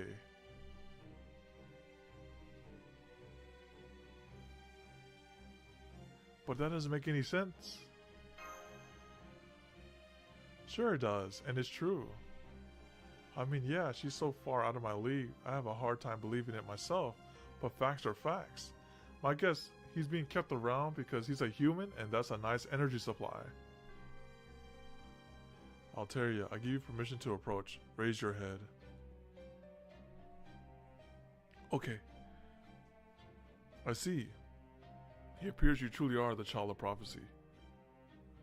And you must be the foreign mage. The master of Chaldea, seeking so desperately to restore what you call proper human history.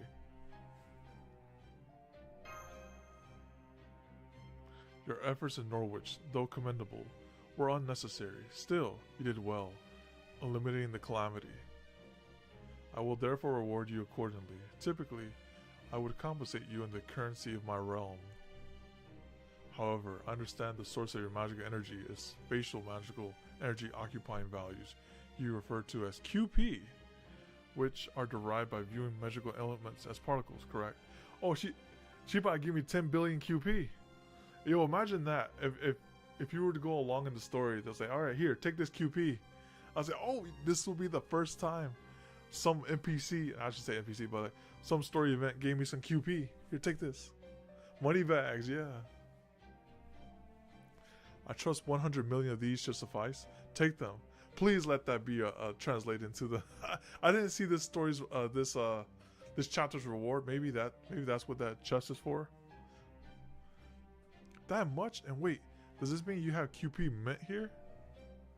Of course not. I will simply create them myself by using your own Magecraft system methods. Yes, to the moon. I have nothing more to say. If there's nothing else you wish to discuss, then our business is concluded. Alteria, Paragon, if either of you would ask questions of me, now is the time. But be warned, though you are my guest, careless words may cost you that status and the protection it affords. Oh, you gotta choose your words wisely.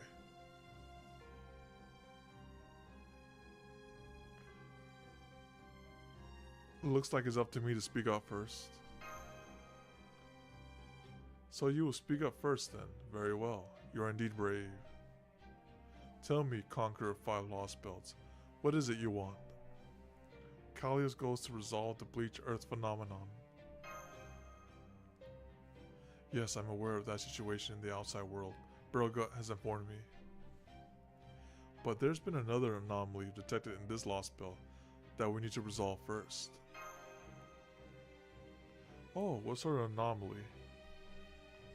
Using an ability similar to Einzel's ability to prophecy, we observe a future depicting a cataclysmic collapse. We don't yet know what causes this collapse or how it will actually happen. But if it isn't stopped, it will spread across all of Britain and ultimately destroy the entire planet. That's why Chaldea came to ferry Britain. We need to investigate this collapse and prevent it from ever happening. Now that the Tree of Emptiness is gone, we have no quarrel with this Lost Belt. Our goal is to stop this world's collapse. Stop the world's collapse, that's all. I see, so you say you have come here not to conquer our world, but to save it. Is that all? We also want a divine construct we can use against the foreign god. That's right, we're hoping to acquire the Sacred Lance, Rogmarid, the incredible powerful spell you cast at Olympus. We would like you to provide us with either a mystic code that let us use that spell ourselves, or the Magecraft theory we can use to recreate it. Olympus, foreign god, what in the world are those outsiders talking about? And how could they be so reckless, making a demand of the High Queen of all people? I thought she had silence in the court. What is this dissension in the ranks? Huh, yes, I know the weapon you seek. I also believe you when you say you have come to save Britain. And so I will say this to you. You and your proper human history will come to a miserable end. Wow. Huh? This collapse you have observed will be the result of me expanding my territory. I shall be the one to put a true and final end to your history. Oh, is that how it goes? I would never willingly surrender my divine construct to you, my mortal enemy. Paragon, arrogant child. To save your world, you will have to defeat me. What you call proper human history cannot be saved otherwise. Is that your way of declaring war on us, Queen Morgan? Proper human history and my realm can never coexist. If you wish to save your world, you'll have to win it from me. I really thought she might be willing to listen. Now we have to fight after all? That goes for you too, Alteria, accursed child of Einzel's prophecy. The year's end will begin. The year's end will bring a great calamity. It shall once again destroy every fairy in Britain.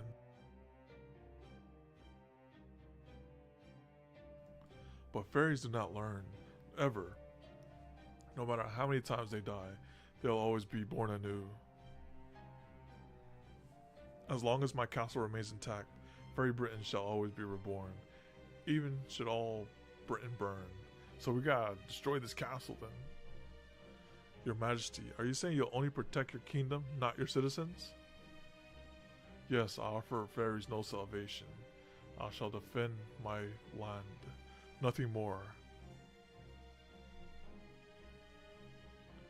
With all the magical energy I have stored in this throne, I have nothing to fear from the great calamity. Furthermore, only a chosen fairy can sit this throne. You are neither like other fairies nor that foreign mage. You have been chosen. You are neither a rebel nor an invader. You are the Staff of Selection's chosen wielder. By accepting my invitation, you have proven yourself the true child of prophecy. You and you alone have the right to bring me to justice, fairy sent from paradise. Even should you fill oceans with the blood you shed in battle against me, you would be innocent of sin. If you wish to save Britain, you must defeat me and claim the throne for yourself. Go then, fulfill that absurd prophecy if you can. You should know better than anyone that you have no choice. Then it would seem our discussion has concluded. I am pleased we now understand each other. she pretty much said come in here. Called them a bee in front of their face. I was like, get out my castle. I know, right? Who wants a nice peaceful resolution where everyone goes home buddy-buddy with no bloodshed? So, on that note, you guys were stupid enough to come here with nothing more than faith in people's innate goodness and honor, and now your negotiation has completely broken down. You didn't really think you could leave here without a fight, alright? Of course not. Paragon, Alteria, get behind me. I thought this might happen. Be silent. Oh my goodness. That's what makes them white. This right here.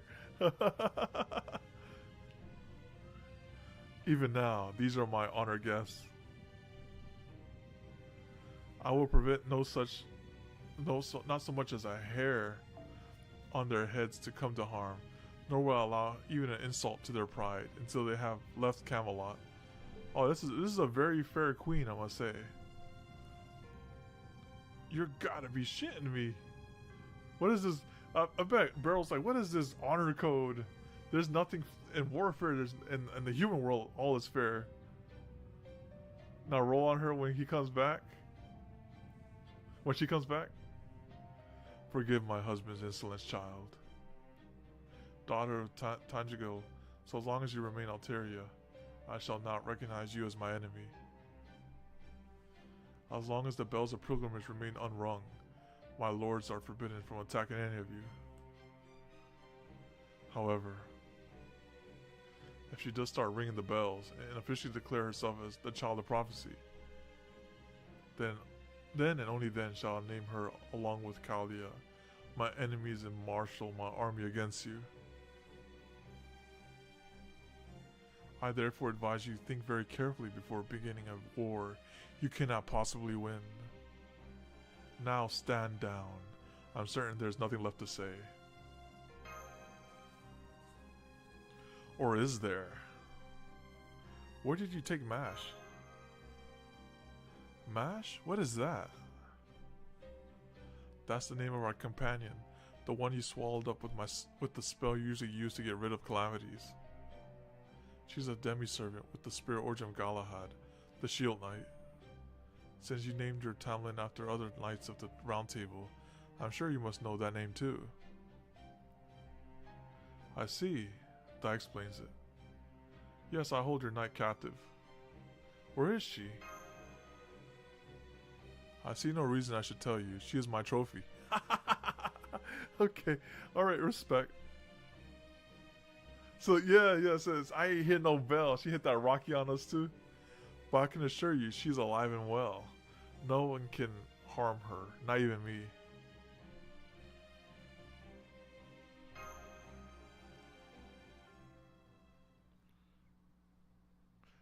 Called them a bee in front of their face, and you're not getting your mash back either.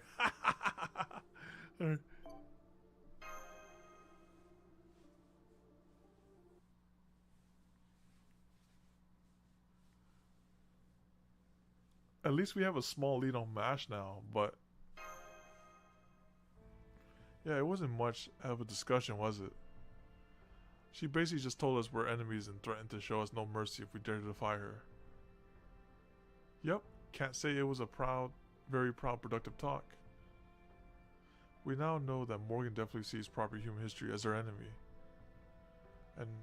And we now know that MASH is safe but being kept in a captivity somewhere.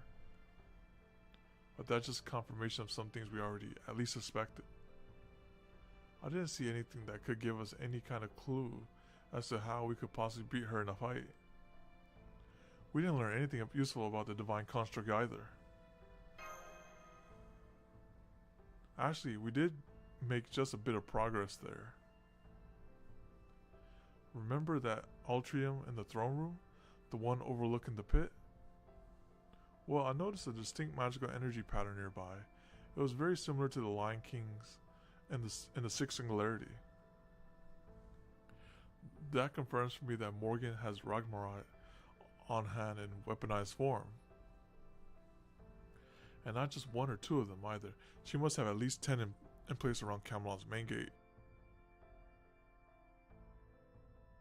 That way she could just unleash him like it's nothing. And with that many of them on hand, she must have already used them here several times before. So we can assume the one she threw at Olympus must have been just one of the several she had at the ready. It would have been great if she'd been willing to sell us just one of them, but it's pretty clear that's not an option. So now, the only way for us to complete our initial objective of acquiring that divine construct for ourselves is to defeat Morgan.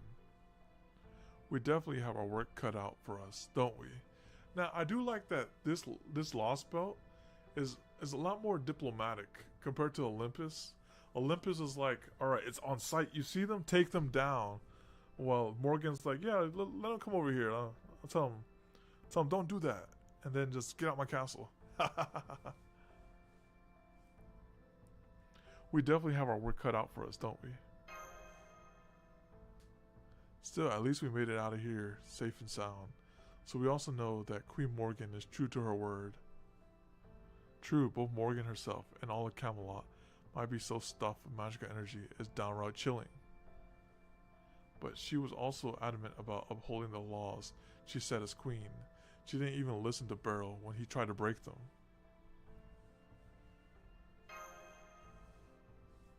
I know, Paragon. That only makes it all the more mysterious. Beryl said he was Morgan's master. If that's true, it will make her a servant. But it can't be true because she's been ruling Fairy Britain for at least 2,000 years. Beryl couldn't have come to the Lostbelt any sooner than the end of 2019, just like all the other cryptors. Obviously, Morgan would have already been the queen of this land by then, so he couldn't possibly have summoned her as a servant. So the question is he lying about that, or is he being made to believe it? Either way, we need a lot more information before we can draw any conclusions. Oh, hey, they're back. Guys, over here. Welcome back, Alteria, Paragon. So how'd the audience go? What's Queen Morgan's really like? Was she terrifying? Was she strong? Was she really 10 meters tall? I mean, anyone who would take Tristan in as a daughter must eat nothing but other fairies, right? Well, she definitely seemed like a queen. Cut that out, Gareth. Can't you see the child of prophecy doing her best not to spoil your fun? The truth is, the queen was completely ordinary, right, Alteria? Isn't that what you want to say? Huh? I can tell. I'm an expert at reading fair maidens' minds. After all, don't worry, Alteria, it's okay to be yourself. I don't know much about how maidens think, but being yourself is good advice. Deep down, you're a stubborn shrew with a fierce competitive streak, right? If anything, you were probably thinking something like, the queen? I could take her any day of the week. Give me 1,000 years, and I'll probably be way stronger than her. I wasn't thinking anything of the sort, and couldn't you at least make it 100?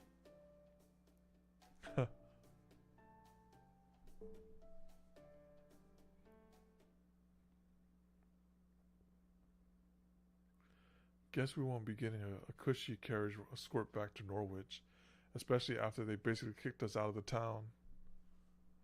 I wasn't expecting the way back to be easy, but now that it's time to go, it's looking harder than ever. If they'd just given us at least one carriage, we could have had a nice, comfortable ride back to... Is Redrabit gonna show up? Oh, hello, fancy running into all of you here. I was out taking our new carriage for a test drive, and I just happened to find myself in Camelot. Seems like fate to me. Go on, get in, don't be shy.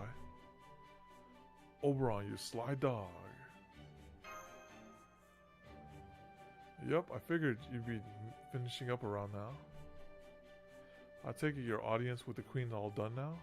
I'd love to hear all about it, but first, we should probably get going before our presence here gives the queen's armies any ideas.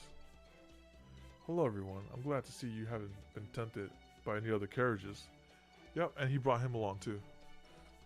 Say hello to our new and improved carriage. It's now got 6 passenger seats and 2 sleeping berths. With this bad boy, I can promise you all a more comfortable journey around Britain than ever before. You'll see, they don't call me Redra homestretch bit for nothing. That's great to hear about the carriage, but why are you clammed up too? Once I told the fairies of Norwich I was one of the Child of Prophecy's attendants. They were delighted to absolutely pamper me. The Earth Clan fairies whipped this armor up for me during the celebration. I see, well that's nice. I just hope you're ready to pay for it yourself.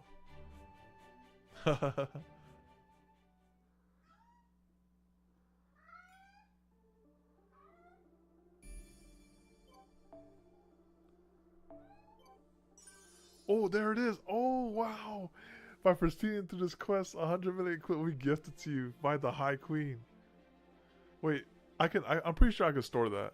Any QP that exceeds the maximum limit cannot be received, okay? Oh, they actually give that to you. Okay, that's nice. Okay, much respect. That's very... Okay, I might roll for her, you know. Now that she gave me this. I might throw 30 sake chords her way. And that's how our audience with Queen Morgan end. Well, she certainly didn't mince words, did she? Morgan's eager for this fight. I'd hoped there might be some way to broker peace if Kalia and the Child of Prophecy met with her together, but she obviously never had any intention of giving up her throne to the Child of Prophecy, the true king. And that's not all. Morgan doesn't even plan on saving Britain. She said she was going to expand her territory and destroy the outside world, right? I was already pretty sure that was her plan, but I didn't know how she planned on pulling it off. Paragon got paid. Yeah, it's like I needed those QP. You know, I was like, I need those QP. I gotta. That's 10 Excuse me, 10 ascensions. But after hearing about your meeting, I think I got it. She's going to use the Great Calamity herself. How so? Remember, the water mirror spell she used at Norwich? That's when she always used to get rid of calamities before. Isn't that right, Habitat? Yep, she doesn't usually break it out of that massive at that massive scale, but that teleportation spell is one of the go-tos. So even if Paragon and Mash hadn't gone to such extraordinary lengths, she would have still made the calamity disappear. Or rather, she would have made it her own. I think Morgan's been trying to acquire the calamities for herself. And if she is, that must mean she's able to harness their magical energy and use it as her own. Really? I thought it was only going to be like 90. I didn't, nah, that ain't no 100. Wait, so 90's going to feel like 106? That's crazy. That's the magical energy she's going to use to overwrite Paragon's world, proper human history, and make it her territory. Oh, through Friday. Oh my goodness. She's going to take the curse meant to destroy the world of fairies and use it to destroy the world of humans. That's her plan. She's not going to stop the Great Calamity. She wants it to happen. Google, dang. So instead of getting rid of the Great Calamity, she's going to use it as a weapon. Even though she has more than enough power to banish it, like she did in Norwich. But that would mean only the fairies inside Camelot would survive. Now that you mention it, those upper-class fairies in Camelot all look down on the other cities. I even heard them say stuff like, the only fairies worth anything are those from Camelot, with a straight face.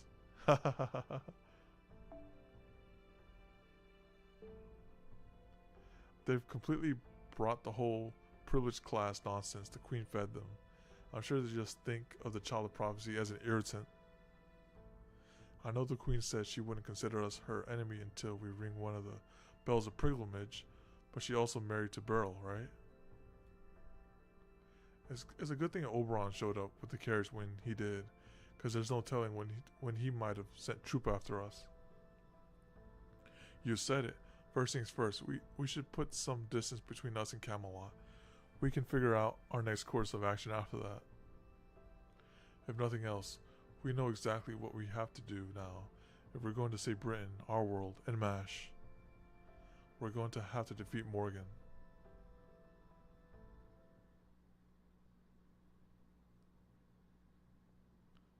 Several hours after the meeting at the empty throne room. That reminds me, Oberon said there was a total of 18 verses. Normally that's 14 verses sung. But what if it's 20 verses and he would hold 2 other verses? I feel like he knows he even though he said some of the verses more, I feel like there's actually more verses to it. Still no sign of movement from the pit. That is concerning. That's aside, a great calamity that comes every 1,000 years home. I feel like cause Oberon always tells like some truth, but not the full truth, you know, the partial truth. The sheer idiocy of these fairies never cease to amaze me. At least it is useful. I will use whatever I must to erase. To erase proper human history forever. And there's the observer. You again. You know that merely observing will resolve nothing. If you are truly the foreign god's priestess, you should at least try to kill me. Though, of course, the assassination attempt by the disciple of foreign god did not go so well for him.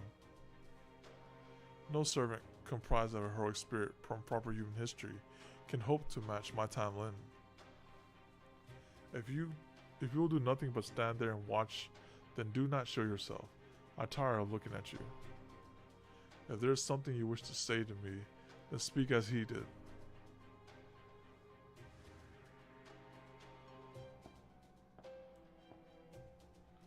Sorry to interrupt your chat. I would have knocked, but there's no door here. Oh, it's that guy from the beginning of that Lostbelt. He saved us when we fight Cristaria the first time. I think. Of course not. Why would I welcome guests merely because they come knocking? I do have a waiting room though. Had you cared to use it? You mean the ghost ward down below? It is majestic but unnecessary. I don't have time to wait. I'm neither omnipotent nor a talented mage like yourself. I'm just an ordinary man, capable of nothing but ordinary work. Truthfully, I should be avoiding places like this where I have no business in the first place.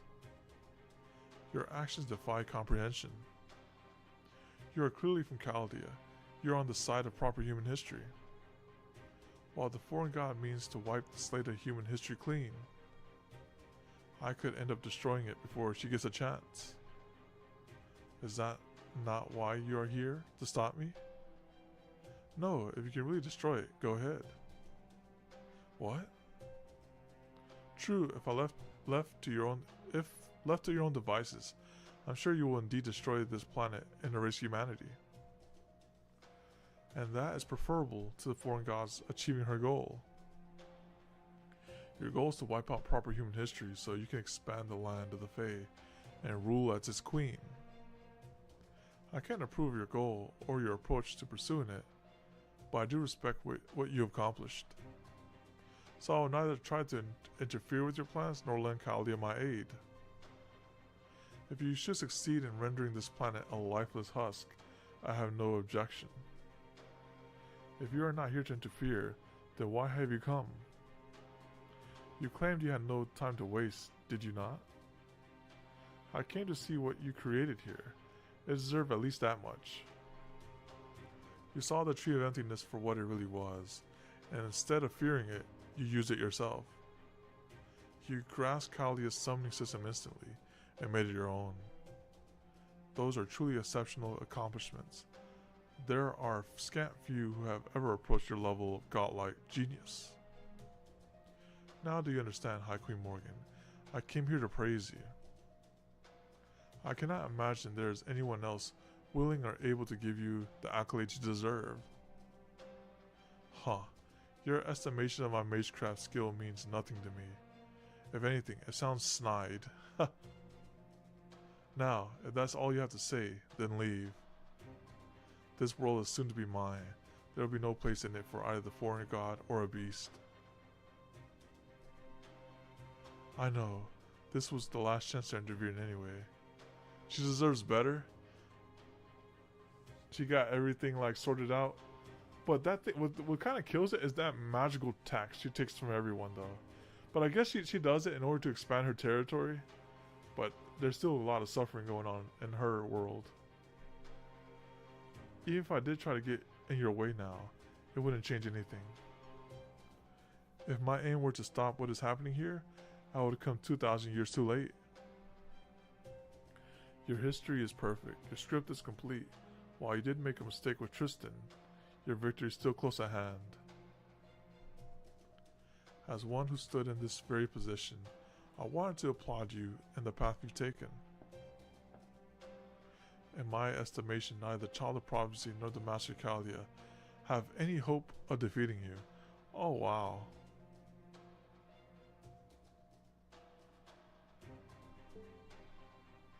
Though of course, we're a third player who has yet to show themselves to intervene.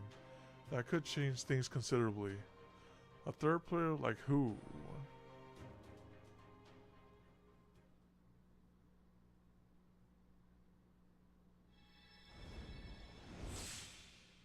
$10 million QP. Know her pain. It's a know this pain, and then grab you right and put you in the pain box. Ooh, long Liam for next thing. All right, but let's grab our quartz, get our quartz ready. It's time to summon. We're gonna go one across all the gates and see what we get here, right? Wait, that's not it. It is this one. Oh yeah, don't forget to get your summon tickets. I almost forgot. I think. Good luck. Thank you. Thank you. I think. Did I get my summon tickets for this month? I got it for last month, but let me see. Make sure I got them. Oh no, I didn't. All right, don't forget to get your summon tickets, guys. I always forget this sometimes. I was like, oh, normally do it on stream too. But I got the one for previous month, so we're good on that one. All right, let's go in there. Dang, 120 Say course day. I got a 4 multi. Wow. All right, we're gonna watch it go. All right, first let's do the friendship point summon. All right, we're gonna skip the friendship point summon though. All right, now let us go for the. What we're gonna do? We're gonna go like round table, right? We're gonna. What we really want is Tom Lin here, so we're gonna go with Tom Lin first, and then we're gonna work our way around. So let's go here. And we can watch the animation, see what we get.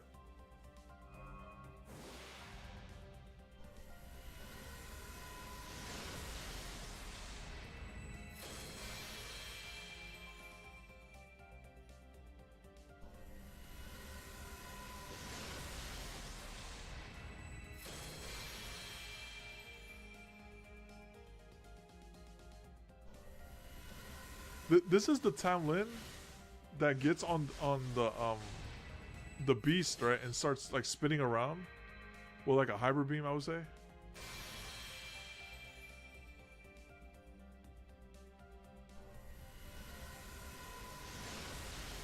Oh yes, this is the one then. I like, that's a very nice MP. Summer Sith, okay.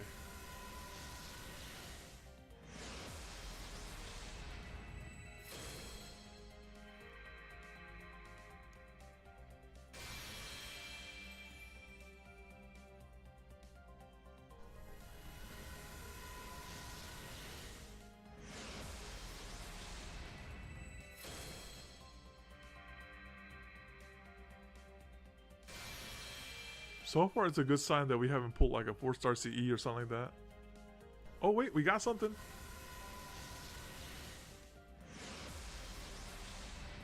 Oh, is that her? Wow, we got her. That's very good luck, very good luck. All right, that's what we wanted. We go to the next gate now.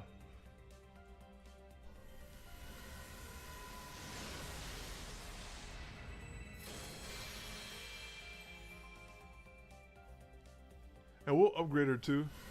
And Morgan, you know all luck. And you know what? Morgan paid us off too. She's like, listen, use this 100 million QP for Tam Lin, the inheritor for the next how do you say it? The successor of the throne. Well, would be.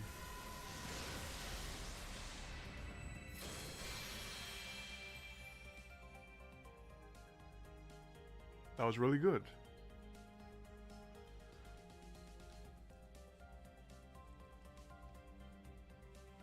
Hey, あんまりにも呼び声がしつこいからいやいや来たけど、お前すっごい嬉しそうじゃん。その物欲しそうな目に免じて契約してやるよ。私はプリテンダー。結徳見かける。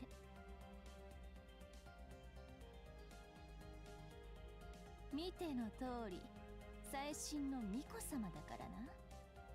今までみたいに気軽に話しかけるなよ。No, Luxac? No, one is good, one is good. No greed, no greed. One is good. Alright, let's go over here to... let's try to get Altaria. Alright, I guess we'll throw the 2 at Altaria then. Here we go.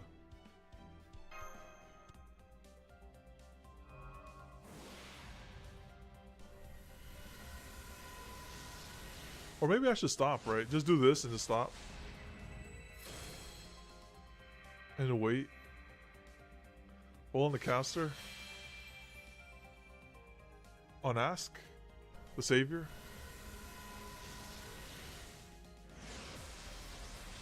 Oh yeah, okay, I'll do 3 gates then. I'll do 3 gates. Alright, 3 gates, alright. We got the we got Ku, and we'll just do the 3 gates and that's it.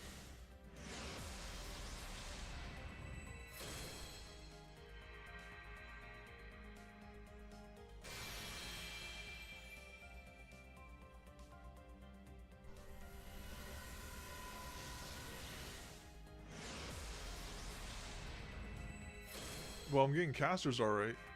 It's priming it.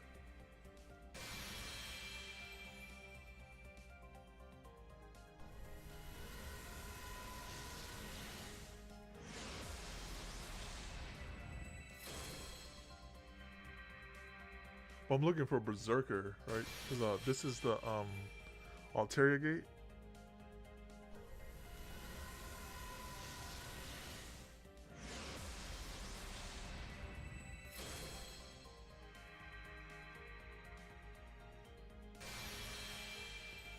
Alright, cool, cool.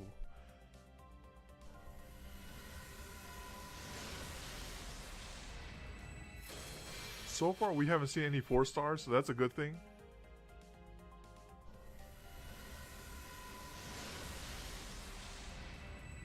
Until the Cactus City shows up.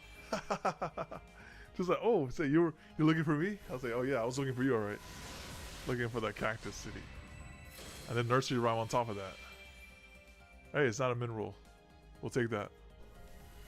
Jinxed it?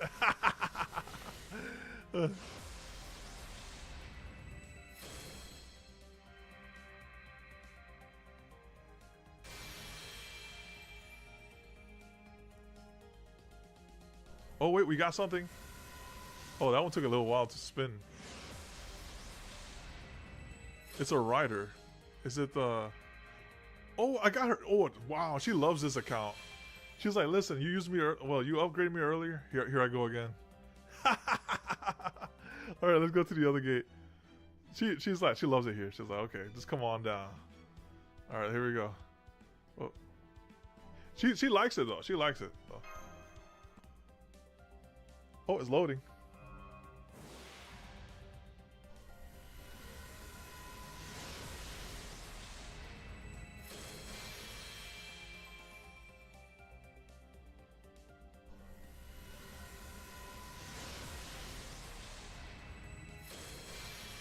I think that's a new CE. I don't think I have that one. Yeah, it's new. Okay, that's cool.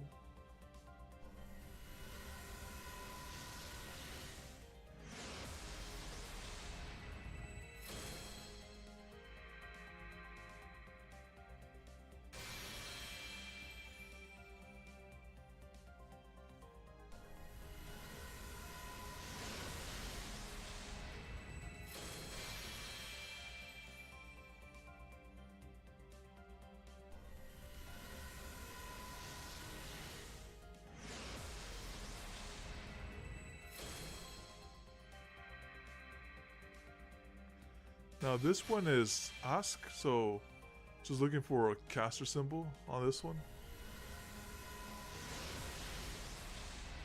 Ask is pretty cool. It gives you like guts, everyone guts as the last resort, remember correctly. But we got the main course, which was the Pretender, so I'm happy about that. This is the 3 gates though, as promised.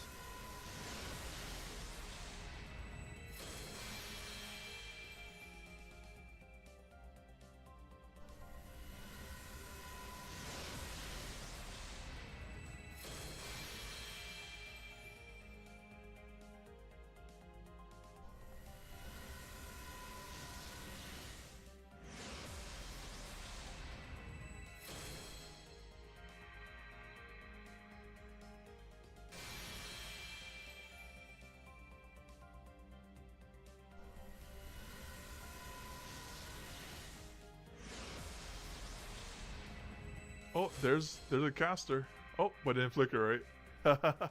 It's like, what if, like, oh, dang, you got this, and this? I see. All right, that was good. That was good, though. Let's go here. Lock this one. Oop. All right. We're good right there. Let's go ahead and enhance. I said, let's combine those 2 that I had for the, let's combine her and her. MP2. So hey, listen, you enhanced me earlier, so enhance me again. Alright, let me go and enhance. We get to use our next stream. Oh, that's the wrong way. Go over here.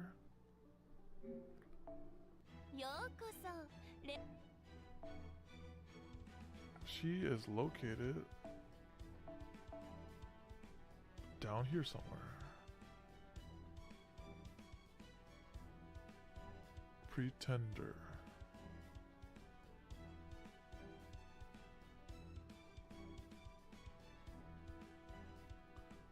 Way down here.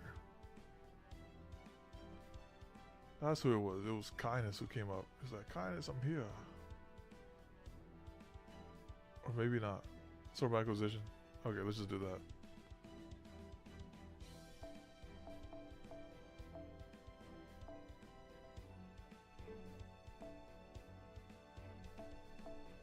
Alright, we've arrived to the acquisition.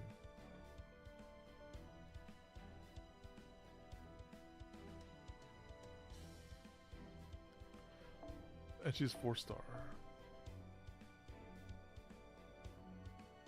Oh, there she is. Let me make sure she's locked, right? Okay, good.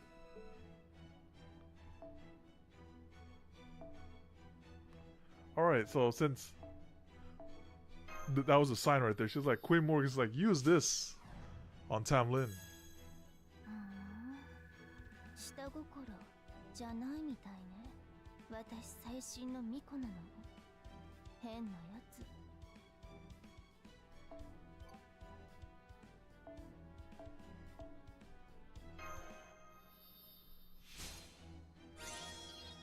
自分の仕事分かってるじゃんか。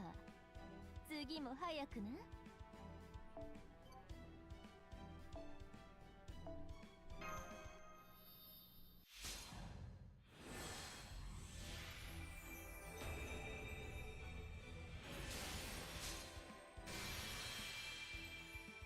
なんだよその顔。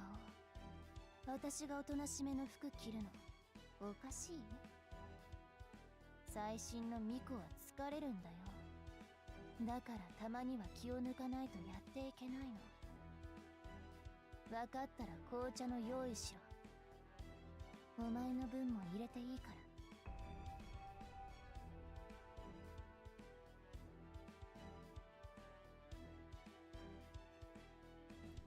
That's good. It's like kind of like a keep out for repeated MP users.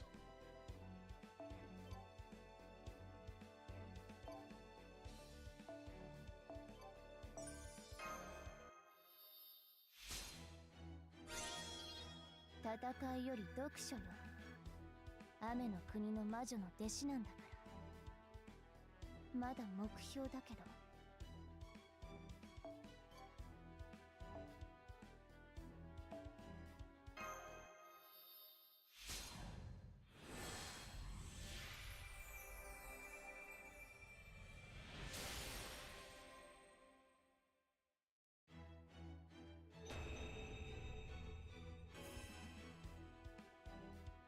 なんでもない、なんにもない。でも特別な時間。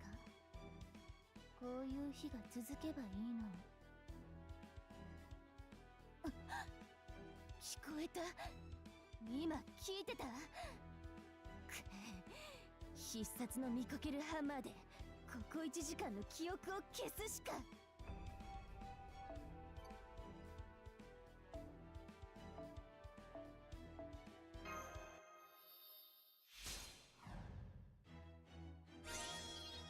戦いより読書よ。雨の国の魔女の弟子なんだから。まだ目標だけど。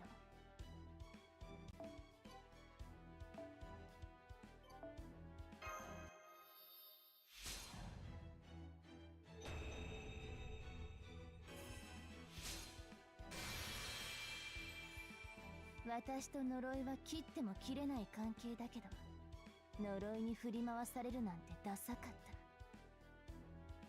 見ていてマスター。呪いを持って呪いを破る。それが今の私。神聖した妖精騎士トリスタンの姿をその目に焼き付けることね。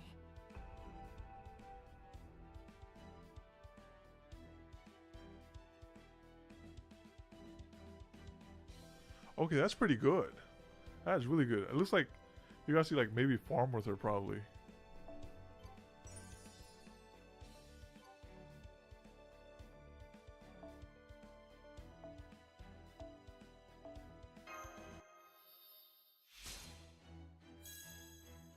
番手に収まるつもりはありません。もっと強く、もっと多くを貢いで、この呪いを飲み干せるくらいになるまで強く。Prominent boss fights? Okay. I'll get her with the I'll probably get her, Kama, and I should say Avenger Kama. And Lady Avalon. 妖精騎士はこの程度の器じゃない。私の怪我した一心は私の手で払ってやる。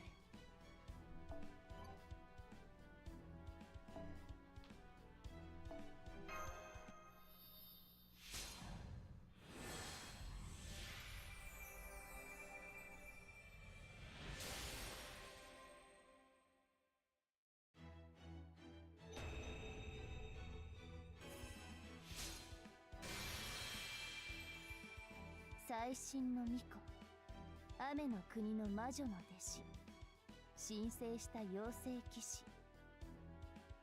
いろいろ変わったけど、最後やっぱりこれにしよっと。ねえ、そこの物好き、ちょっとビーチまで案内して。あれだけやりたい放題しておいて、まだ一度も泳いでなかったからさ。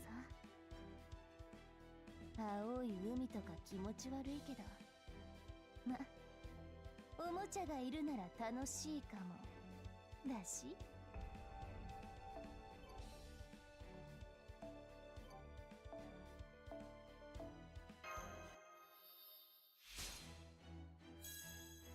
2番手に収まるつもりはありません。もっと強く。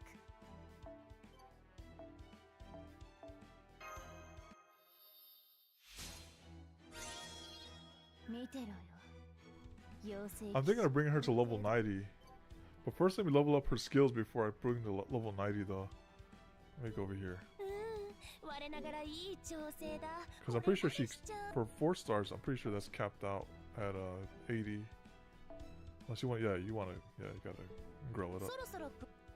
Let me do this skill enhancement. See how many skills I can get her up there. For this back position.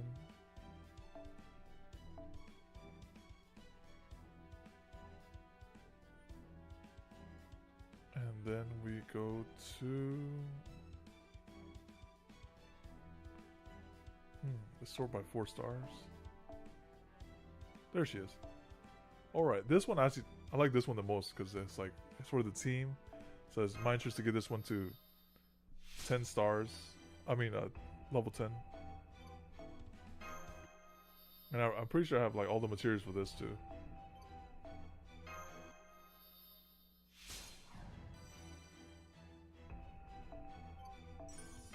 Then I gotta think about who should I replace her in the roster, since there's the roster is stacked though.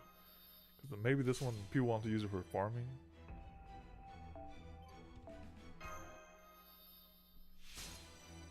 Why not level 100?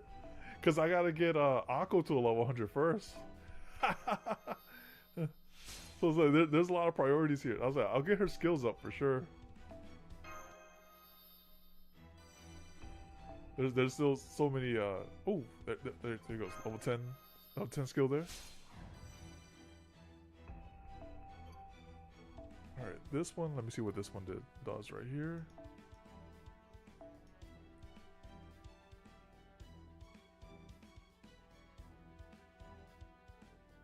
Oh wow, that's great too.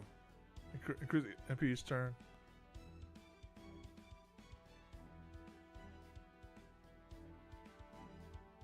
All right, that's great. I'll take that. Definitely need to get that to 10 as well. Second copy tickets? What? Do I need... Wait, she can't do the farming on MP1? Wait, what MP is yours currently on?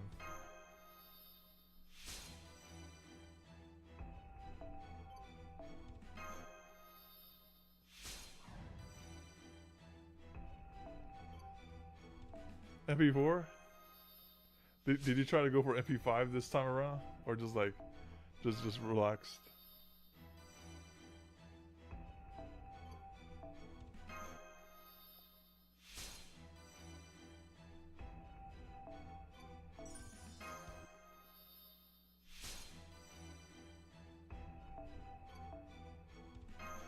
Look at that, 100 million QP?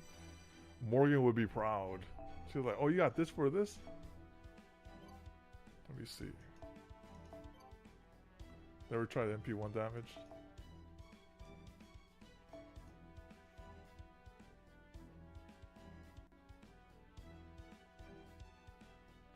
Wow, I feel like she should be a 10-10 all around character. Cause everything increases MP. That's really good. Yeah, this character, this is amazing.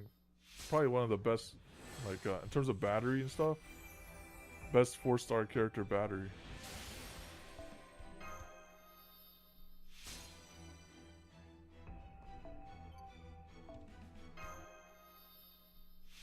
Like every single skill gives MP to in some form, either the team or herself.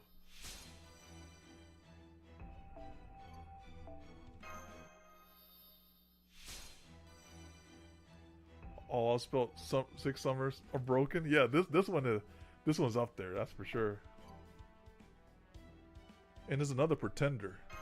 So in case I need to do like damage, because I know like the other pretenders like Oberon I have. Oh, and also Lady Avalon.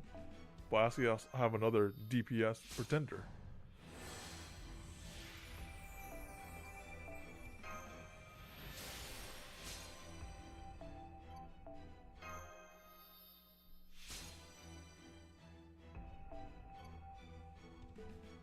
Alright, cool.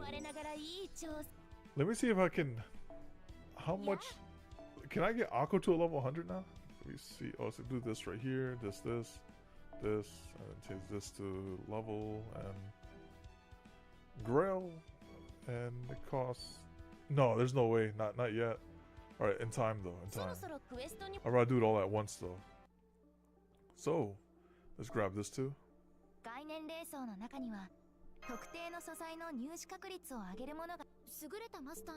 I see that was a really good streak right there. And we'll get to use her next stream right there. At level...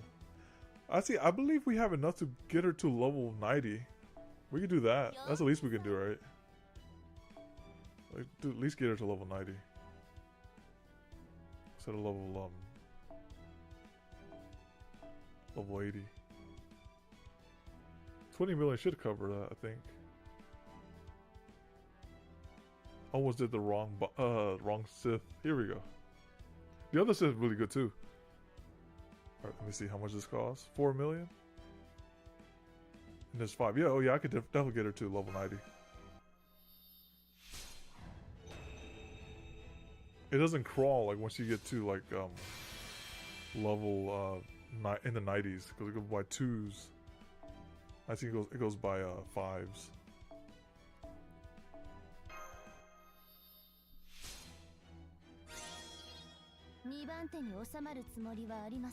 Oh wait, I have to give her foe as well. Wow, I just remember that. Alright, give her some foe.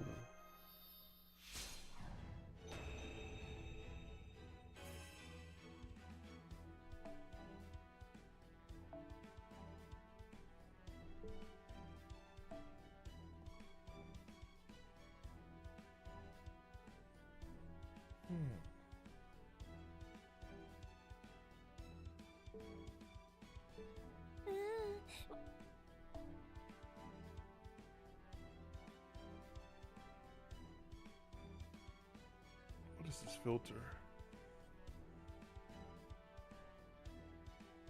Okay, never mind. Normally, since this level, she's up there in 85, but I don't see her here. Normally, she would be up here, wouldn't she? But, maybe there's something... Oh, there she is. Okay. Go here. And then... Hold on, let me remember this. I do this. Oh, wait, not do that. Then do this. There you go. Wait.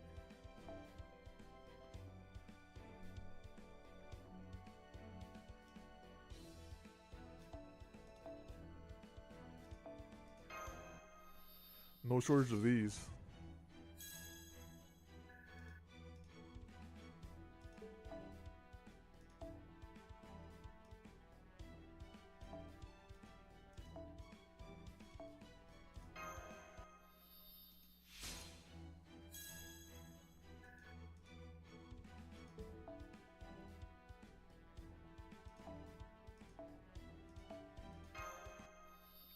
And there you go, we got her level 90. Oh, I gotta put her on the roster too. Master, おかげでまだまだ強くなれそう。え？ちょっと引かないでよ。私が礼を言うの、そんなに変？ Okay, and I put it on the roster too. Now the question is, who can go from the roster? So we got. So we're looking at 1, 4, and 5. Let me see. That stays. She stays too. Okay, let me see. Look at 4. Stays for sure. Maybe put her here. I don't know. Okay, and then let me look at 5. Arcrid. And this one. Actually, I probably, until I get Arcrid skills up, I can put her here, right? Because at least with the 4, her skills are up, which is nice. And Arcrid is like more like a solo person. So here you go. Take this. And you go. There you go. Now you guys have oh, I gotta see where I can set her for in the event too. See what we have in 10. Oh man, those are tough picks right there. Let me see what 8 has. Wait, 7, I mean 7. Oh, I could definitely a Buster CE? Okay, let me give her that for you. Give you that Buster CE. What, I put her in 5? What is this? Oh, okay. I gave you I gave y'all guys the friendship CE. Here, take this. Alright, let me see.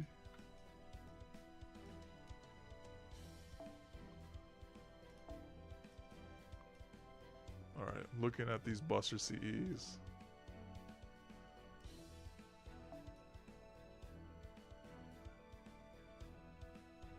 That's pretty good right there. Let's see what Morgan CE.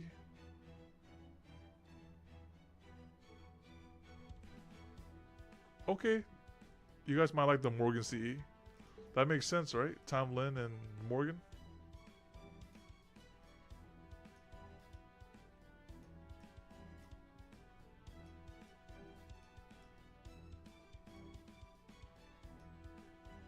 Okay, looks good then. All right, let's send it. Tamlin plus Morgan. There you go.